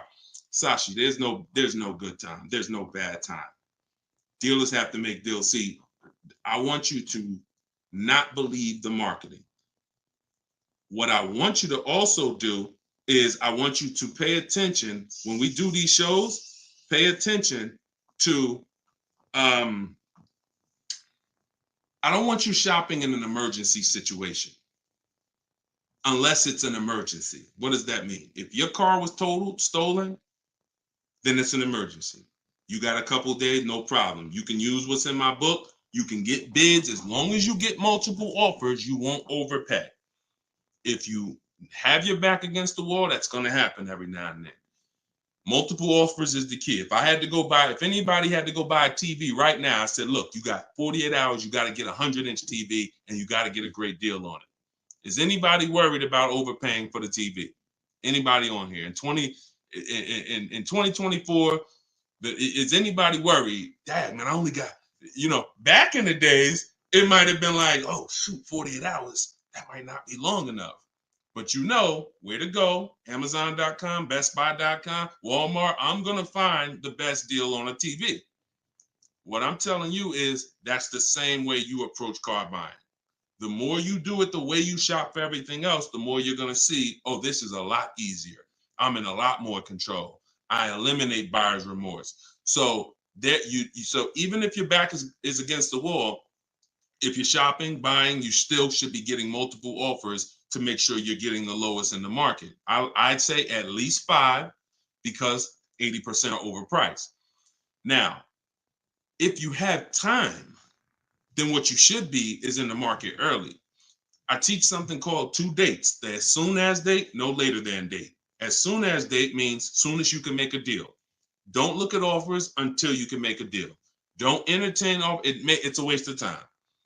You might say, Deshone, I'm waiting to get this promotion at work in May. Then I'm a car shop. Should I look at deals now? Makes no sense. You can watch the market, but it makes no sense to entertain offers because you're not in a position. So as soon as you could accept an offer. Now that might be today. Then no later than date. That's the deadline. The gap in between that is your leverage. What does that mean? The ability to say no.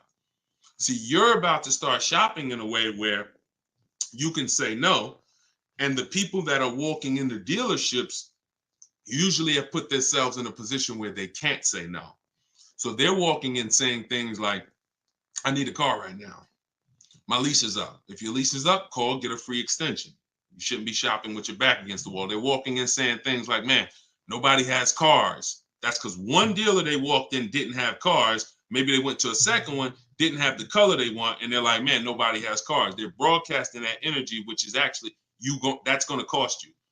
When car salesmen, take it from me, I was in there every day of my life for 14 years. Not every day, we had days off, but when you say things, we're trained to hear them. No one has cars. That means the price just went up. If I have a car, you're going to pay more for it. This is what the 80%, this is how the 80% think. It's a mind game. So you don't want to be there.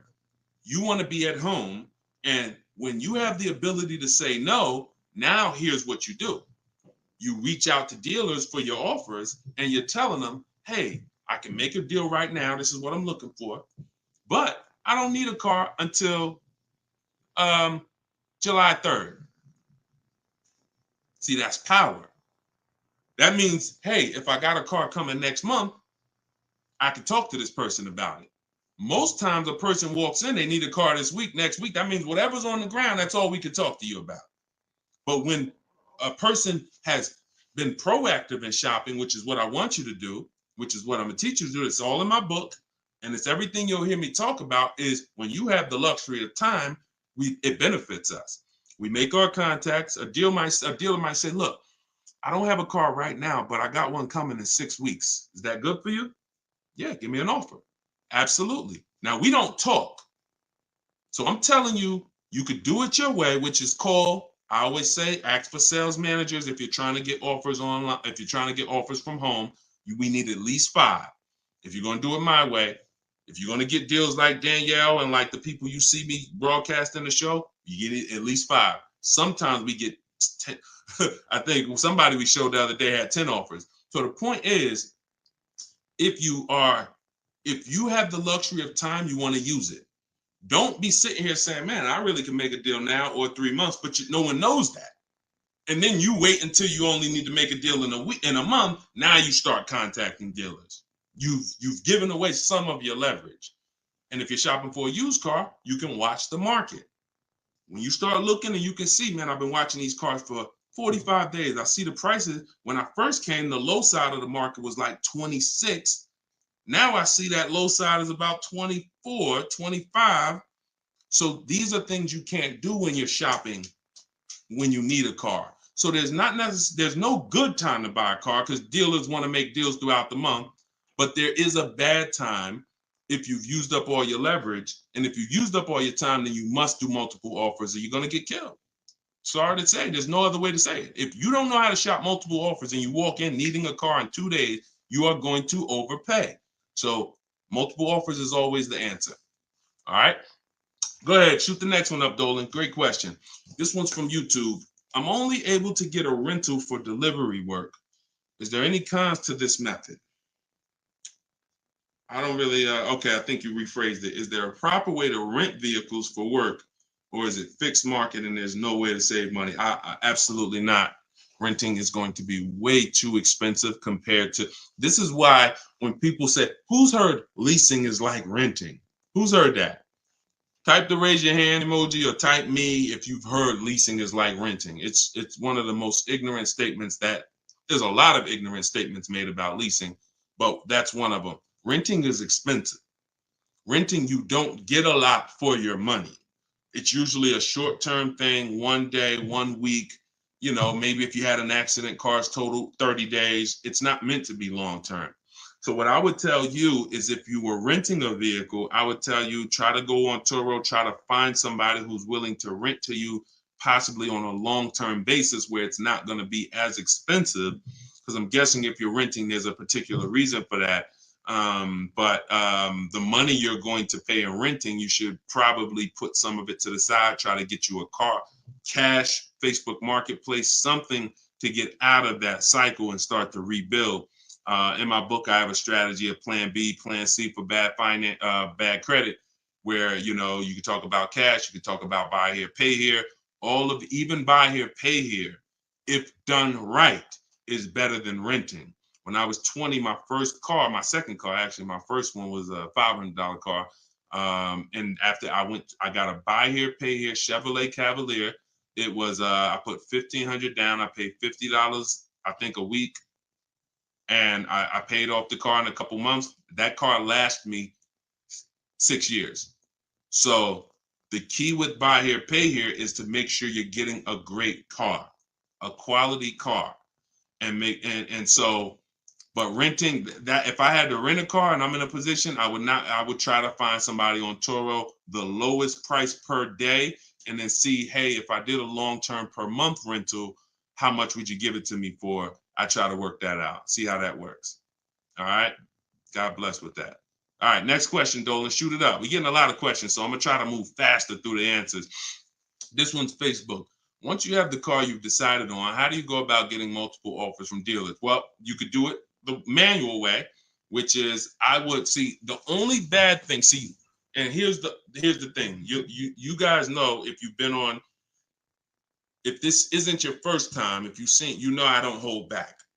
But I can't teach you scripts that I've written specifically so you don't have to talk. There's tons of scripts that I have in my book that you're copying and pasting from email, because when you're trying to get quotes online, you're dealing with trained people. And unfortunately, those trained salespeople are dealing with untrained customers that are not giving them what they need, not giving them the information. So 9 times out of 10, they assume anyone online doesn't really know how to shop online. they're defensive and they're not even going to give me what I need to make them an offer. That's why I keep trying to get them to come in. So when we do our copy and paste, we're giving them what we need. And that's the only reason I say I can't explain that to you. The only way to use that, like, all right, there's scripts for everything. There's 3 levels of contact when we're contacting online. This is my 25 to 5 strategy. You're using this for new cars and leases, not used cars. Different strategy for used cars. New cars and leases, you're using my 25 to 5 in the book. And what that is 3 contacts. First, we got to let the dealers know what we want. We contact 25 dealers online with a copy and paste template, tell them what we want. We need to tell them what we want. We need to tell them what our deadline is as soon as we can buy a car, which would be today, because we don't contact if we can't buy today, and then our deadline. And now you're going to have responses. Hey, when can you come in? Hey, when can I? Hey, when can we have a phone call? Hey, whatever. So because I used those scripts, I was able to write responses.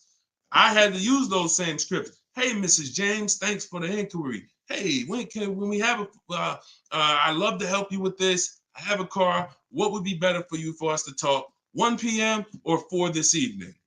I had to use those scripts. So I was able to write the responses to them. So we copy and paste. Now, the key is whether you're doing it that way or whether you're calling, the first key is, do you even have a vehicle I'm interested in that matches what I want? So in that initial contact, we're telling them exactly what we want. Color choices. Hey, I'm open to black, blue, gray. I'm open to a sport model or a touring model. I'm open to this. Like, this is what I like. You have to tell them that, or there's no way for them to search the inventory and get you and even see if there's a match here. So once we do that, that's your first thing. Do you have a car? Now, the benefit of doing the 25 to 5 is we're shopping out of 25 dealers' inventories. So we're giving ourselves the absolute best shot of finding something where we don't really deal with, oh, I went to this dealer, they didn't have a color I want, they didn't have the trim I want. If we contact 25 dealers and there's no inventory, that means they're either in between model years, which means, okay, maybe the 24s got sold out, 25s haven't come in yet, we're on that bridge, or it's a rare car, hasn't come in yet, or it's a very rare car. See, that's different than you believing the car is rare because you visited 1 or 2 dealers. Once we contact 25, if the color, we're reaching out for a pink one and the dealer is saying, hey, we don't really have that color, that's when we know. So shopping out of 25 dealers, we get the best shot. We're trying to find who has a car. Second thing we're going to do now is we need to send a quote request. When we send our quote request, we're telling them what we want. If we're buying, we're looking for all cash price because we're not doing taxes. We want a bottom line price, and we're getting that from at least 5 to 7 dealers. Because when you shop correctly, remember this: when you truly have shopped multiple offers correctly, you're going to see at least a $3,000 to $5,000 difference from your lowest offer to your best offer. I've been working with people around the country. We're 2 million followers. We have 1,700 people we've worked with personally since 2021. That is the consensus. 3,000 to 5,000 bare minimum. And in fact, some of you who are looking for higher price cars, you look at somebody like Kimberly.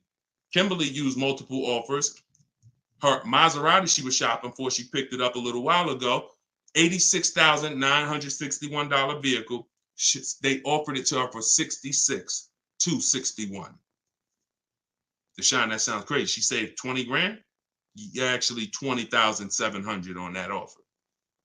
So now you never can pick. You don't know where the bottom is. She didn't go in saying, if I can't save 20 grand, I'm not getting it.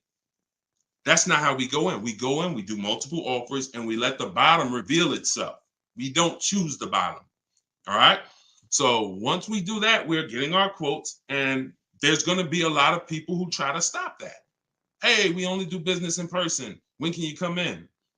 So you need scripts to respond to all that if you're going to do it fast and shop like we shop, 60 minutes, 90 minutes. But if you're going to do it manually, then you can call sales. You can ask for sales managers and try to get them that way. But do not make a decision before you see at least 5 offers. 5 to 7 offers. Nobody who's listening to me will ever buy a car without seeing 5 to 7 offers, new cars and leases. Never. Too much money at stake. All right. So that's how we do it, Damon. That's the intro. And that's the only reason why I can't go deep on my 25 to 5, because it's totally internet based. We do it 60 minutes. So everyone who's like, Deshone, I want to use that. It's in my new digital book, Car Shopping for People That Hate Car Shopping. You can download it in my TikTok bio. You get it for 75% off as part of our launch. And it'll be in your inbox in 5 minutes. Same thing with Instagram. Go to my Instagram bio. You got 30 minutes before it goes back up to $97. Get your 75% off. And I'll post a link. Cue the next question up, Dolan. I'll post a link again for you guys here on YouTube and Facebook. Here's the emergency link. All right. This one's from Facebook. We got another question from Facebook. Hey, I'm in the USA, originally from Canada, and no credit in the USA as yet. Should I buy a used car with cash or a new one? What I'm afraid they'll give me a high rate. What do you think best option? Hey, if you got the ability to buy a used car cash, that's what I do. I'd get a great car, spend as little as possible on it, Facebook Marketplace, because I'm not looking, if I can, to go into a high interest loan when I can get me a car and then I can build my credit. I want you to follow Haley, somebody named Shonda Martin. Her brand is called Road to 750 Plus. She's very similar to me in that she does these Q&As all the time. She's live. She's a genius. She's clearly studied for many, many years to understand. And even me using her strategies, I've added at least 80 points to my credit just from things I didn't even know. Like, and the real person who's an expert is going to show you where the blind spots are, things you didn't know. And that's what Shonda is. Some of you may follow her. She's amazing. Yeah, Cavante said, yeah, she's amazing. She is. So follow her. But yeah, I would be looking to get something inexpensive, point A to point B, little as possible. Make sure you find wherever you live, ask around who's the best mechanic in town. Ask like who does everybody know in town that, you know, fixes cars, just a good guy, good woman. And you find them and you say, look, I'm about to go pick up a car. I'm gonna buy it privately. Well, can I pay you, you know, $100 to inspect it for me? Get yourself an inexpensive car, and that'll give you the ability to be on the road. At the same time, you have the ability to have the time to invest in your credit. So when you're ready to make a power move where credit's concerned with a car, be it leasing, financing, you're good. All right. But if you go buy a car overpriced interest rate, it could really set you back. It can really set you back. It's happened to too many people. Great question. Cue the next one up, Dolan. Great questions today. YouTube, should I buy a car cash or do I get a loan? It's a great question here. A lot of great questions. This is a matter of, look, nothing that I teach is really one size fits all. That's been the problem. 8-year rule, absolutely. If you're not keeping 8 years, that is one size fits all. That's why it's called a rule. You should be leasing if you're not keeping your cars 8 years. If you're buying, you should be keeping them more than 8 years. But when it comes to the cash or loan, here's what I've experienced. And the people who pay cash or don't pay cash, this is kind of what weighs it for them. What are they doing with, what are you doing with your money? Is your money making you money? If your money is making you money, I would have people come in the dealership, clearly had the ability to pay cash, because I would ask them, you know, so how are you paying for the car? And they say, you know, I'm thinking about, you know, writing a check for it, but you know, what are the rates? And if we had a special interest rate from the bank, like 0% or 0.99%, 1.99, 2.99 even, they'd usually take the bank's money so that their money could keep making money for them. So if that's you, and the rates are low, that's why whenever we shop for a car, you always want to check, are there any special interest rates? That's the first thing. I teach something called the bank bidding war. It's not just dealers that bid for our business. It's banks and credit unions too. So in the bank bidding war, there's 3 rounds. The first round, though, is checking if there's any special interest rates, because if there is 0.99 or 1.99, no one's beating that. Therefore, the rest of the rounds are non-applicable. So if you can use the money cheap, that's when you use the money and you let your money keep working. Now, another person, a different person, Deshone, I'm not really investing my money. You know what? I just kind of like to keep things to a minimum. I got my cash over here. Okay, then. I would still, if the money was cheap, consider it, because we could be coming into days where cash on hand becomes a little bit more important. But it's really about the cost of the money. If rates are high, 6, 7, 8%, 9%, 10%, then you want to put as much down on these cars as possible. If you're buying them, you want to put, you want to pay them off if you can, because the money is expensive. So it really depends on the cost of money. People, when the cost of money is cheap, they benefit from that, and I would think that those principles will work for anybody, and that's, you pick and choose which one of those situations fits you. But if you check the special interest rates, that usually puts it to bed. You see 0.99, it ain't no reason. Why would the bank's basically giving you free money to use. You can keep your cash on hand and still get the car. So I know some people don't believe in that. They don't believe in interest, but here's the thing. There's something called opportunity cost. Interest is not the only loss. When you're talking financially, opportunity cost is important. When you put 30 grand in a car and it gets you, we already talked about this. Cue up the next question, Dolan. Depreciation curve. When we start talking about financially making decisions, a lot of people see, if I put 30 grand cash into this car, what is my cash worth in 6 years? $30,000 car, what is it worth in 6, 7 years, y'all? 12, 10. So what's the return on that cash? It's not even positive. It's not even neutral. It's negative. So these are all the things that is like, okay, you go over that, what I just said over the last 6, 7 minutes, and you choose what makes sense for you. But I'm never going to give you one size fits all formulas. That's what has failed you. Always do this. That's what has failed you. Go ahead. All right, this one's from TikTok. What's the best way to purchase a car once lease is over? Why would you want to? All you're doing. All right. Let's talk about buying our lease out. And I'm going to keep this quick because some of you know that I'm adamantly against this unless you're keeping the car 8 years. Because sometimes we look at our leases, right? And we say, oh, it's, should I buy my lease out? Here's the question. Should you lease again or should you buy a used car? When you are buying your lease out, all you are doing is buying a used car. That's it. When you look at it that way, it's going to become more clear to you. It's your car. You don't have to go search for it. You do need to make sure it's a great price relative to the market, but that's all you're doing, buying a used car. So the question becomes, should I buy a used car or should I lease?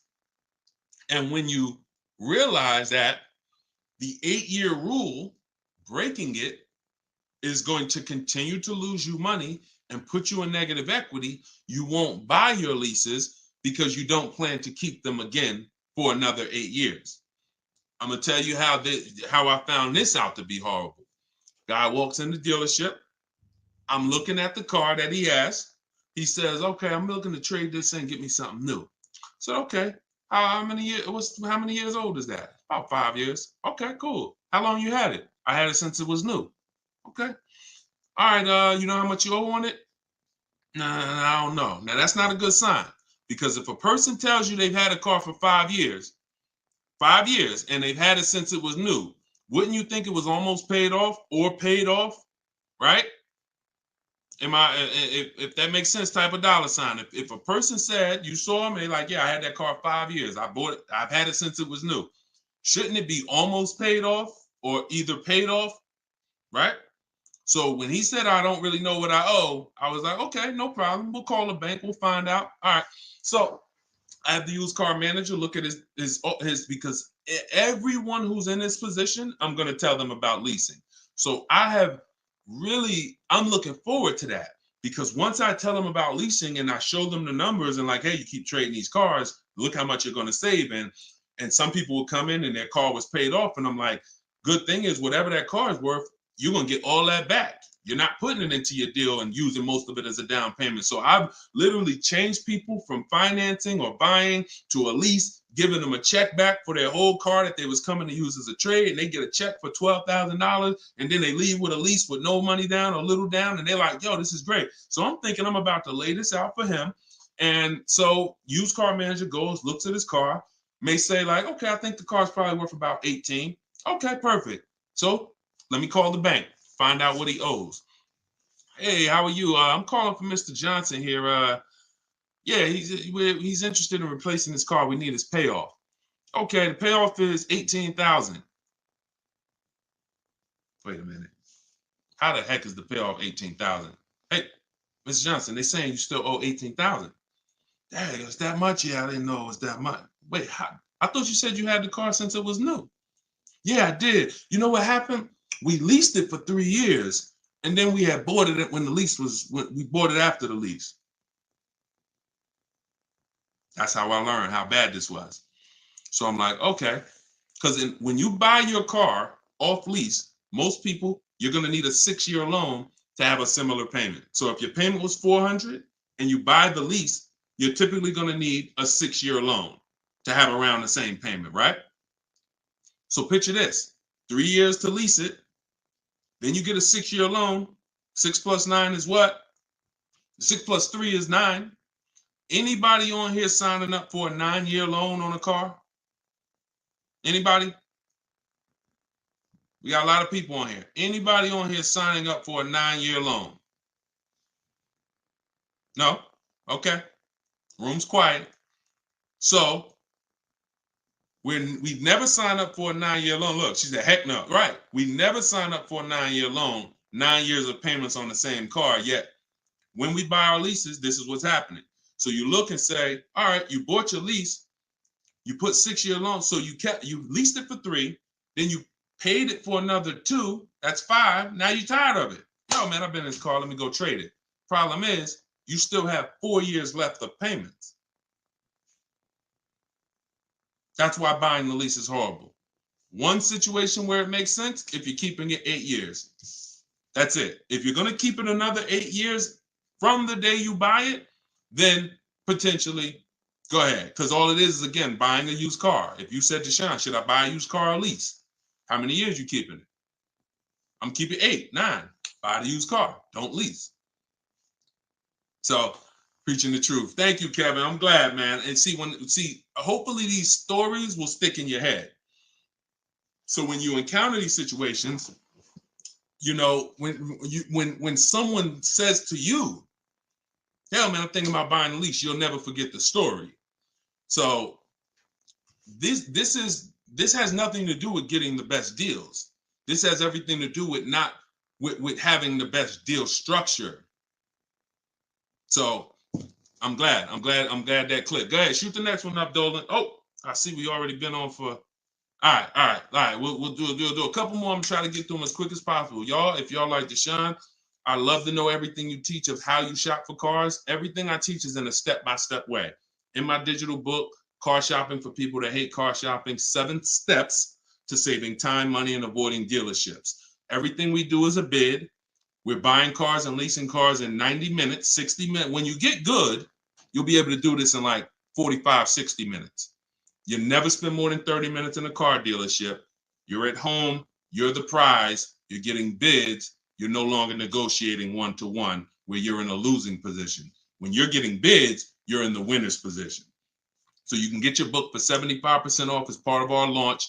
So we want to do 75% off. It's normally $97. In my TikTok bio, you can grab yours. It'll be in your inbox. And some people say, before I get to this next question, Deshone, is it in print? There's a lot of reasons when you use it, you'll see there's no way this book could have been printed. One, things change. Vroom was one of the companies that we used to use for bidding. Vroom's out of business. If we had 100,000 books out there in your houses that you all paid for, now it's like, okay, what do we do, y'all? That's obsolete. Now that's when you hear people say, hey, you need volume 2. I know just 6 months ago that I asked you and told you that I was going to solve your problem with volume 1, but that's no good anymore. Volume 2, get it today. We're not doing that. And there's nothing against them because, again, they did what works, but we didn't want to do that. I wanted to be able to update this book on the fly. What I did when Vroom went out, I updated the file. Everyone's book was updated. And there's also links in there. There's links to videos. Like I said earlier, you have my scripts in there. That was all stuff. You're going to be copy and pasting this. There's no way I could have did that in a physical book at all. All right. What do you think of swap a lease? If you can get a great lease deal, absolutely. Absolutely. We always divide the monthly payment into the MSRP. The 1% rule has existed way before I started, way before I even got in the car business. The 1% rule said if you can lease a car for less than, for 1% of the MSRP, no money down, no money out of pocket, just, covering the first month's payment, you stole a car. Coincidentally, every lease I've ever had was under 1%. I paid $330 a month for my $35,000 Jeep Grand Cherokee Laredo. I paid $325 a month for my Infinities, then $345. Then my highest one was $390, and that was a $45,000 vehicle. So these are under 1% leases. In order to get 1% leases, you need to shop multiple offers, but you also need a great lease program. So what we always say is under 1% is a steal. You'll see there's 3 categories of leases. Steals, great value. Those are under 1%. Great deals. Those are between 1% and 1.5%. And then where it's time to chill, over 1.5%. You're paying too much for a car you're giving back. So if I was taking over someone's lease, I'm judging it by the same thing. Leasing is a value play. How much car can I drive for that payment? It's the ultimate way. The lower that percentage is, the more you've leveraged your money into a great car. So yeah, I'll check swap a lease, definitely. Go ahead, shoot the next one up, Dolan. This one's from TikTok. Can I sell a leased car? Who didn't know you could sell a leased car? Type me.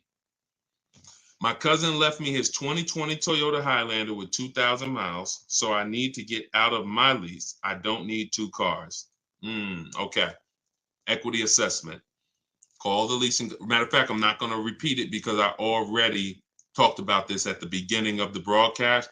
So after the broadcast, go to the YouTube page. You'll see it. I think it was either the first or second question. So within the first 10 minutes, I talked about how to do the equity assessment. You're going to follow that process.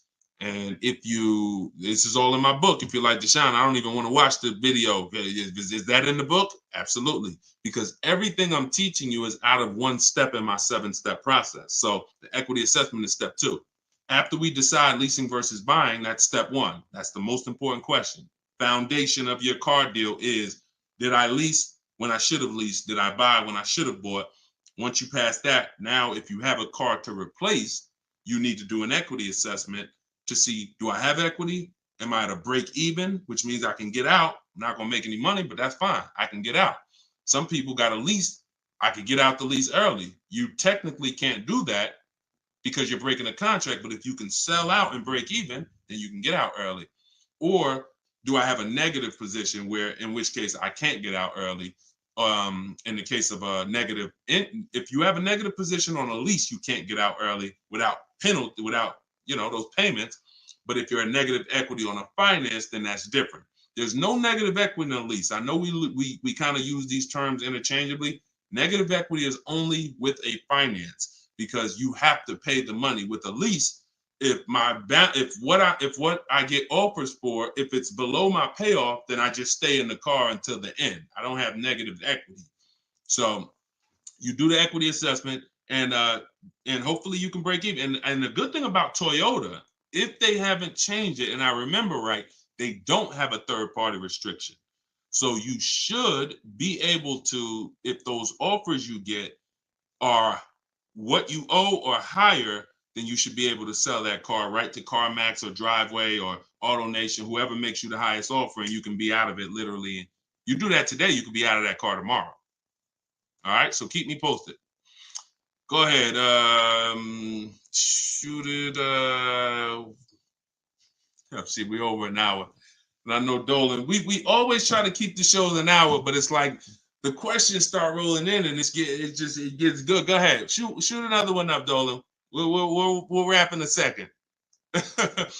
Facebook. When you go online to build and decide on needs and wants, you look at the cash price, not the lease price. We don't look at any price online. Pay no attention. Nothing online is a deal, y'all. No commercial. I don't care what you see. Deals are like this. Hey, look, this is their offer. Look, this is what we gotta. Can we do it? What? Can you get them up any? Will they come up any at all? Nah, man. They said that they made this, and it's like, shoot. All right, let's see if you get another. Can you get another $10? If you get another $10 a month out of them, just take it. If not, then do the deal. That's a deal. You don't repeat it. You don't. I used to have to tell certain people, when you got a real deal, hey, when you come back, I'd love for you to send me friends, family, but don't tell them what you're paying, because I probably can't duplicate that, honestly. That's a deal. The whole opposite is what they advertise to you. Deals are not advertised. Deals are when the dealer makes little to no money. Little to no money. That's a below market deal. If they're putting something on a commercial, that means the dealer doesn't mind if 80 people come in and get that offer this month. You have the money down? Yeah, I want to pay the $460 a month. Okay. You have the money down? Yeah, it was $3,400, right? Okay. What about the taxes and fees? Because that's small print.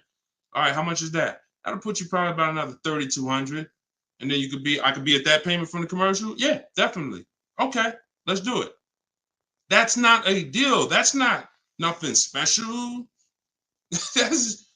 We didn't mind making that. Come on, if that's what you want. So if you want deals, you got to understand. Don't look at commercials. Don't look on the internet. Oh, this deal is advertising this. Deals are not advertised.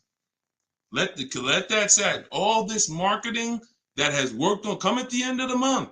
Imagine being in a business where your customers were trained to come at the end of the month. Imagine if you had a pizza shop, a car wash, and that happened. You knew that the industry was so good at marketing that you knew the last 3 days of the month, your car wash is going to have lines around the corner. That's marketing. So dealers make deals when they're like desperate. I want to see. Nobody's here. So don't pay attention. Don't pay attention to that. Just follow the process. Oh, I see you got the book. Just follow the process. If it's not written in there, Ty, don't add to it. Don't add to it. If Deshone didn't say, go to this website and look and then write that down, don't do it. The whole purpose of why I wrote that book in that way is to take the guesswork out of it. If you find yourself like, okay, what should I do here? All right, I'm going to do this. You're probably off my path, because my path is very rigid. It's like a McDonald's system.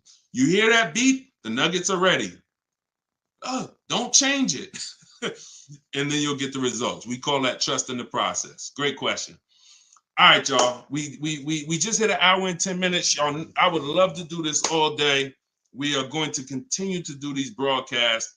Once the questions start coming in, and I don't want to discount any questions. So I wish some questions I could just answer in 30 seconds.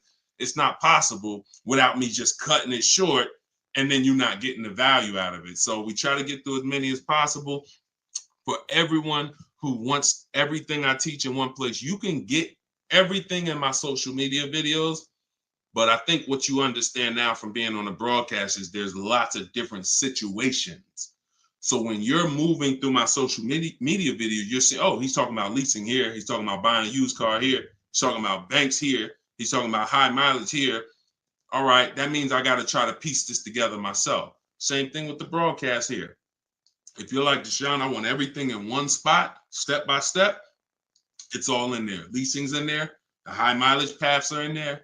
The new car purchase paths are in there. Used car purchase paths are in there. And step 7 of my book is delivery. So you shouldn't be thinking, oh, I'm gonna read the whole book, then I'll start shopping. No, it's action guides. It's essentially a big checklist. Do this, do this. By the time you get to step 7, you should be picking up your car, getting ready to have it delivered. So that's the way it is. You don't take a quiz at the end. The quiz is if you did it right, your car's on the way. So everyone can get your book for 75% off as part of our launch. It's in my TikTok bio. Grab yours, use it, and please make sure you email me your deal. As soon as you make your deal, send me an email. Deshone, check this out. I don't want to see just the car you got. I want to see the price you paid. You're going to have price assurance, and I'm happy to be on this journey with you. So get it in here. I'm going to send this link. I'm going to type the link one more time for you guys here on Facebook and YouTube. In case you missed the countdown, I just typed the link. You can grab it there. TikTok, Instagram, it's in my bio. Click that website and then click that button that says 75% off. So until then, thank you, Ty. Great questions today. Great questions. All the questions were good. And I'll see y'all on the next broadcast. We'll keep this going. God bless y'all.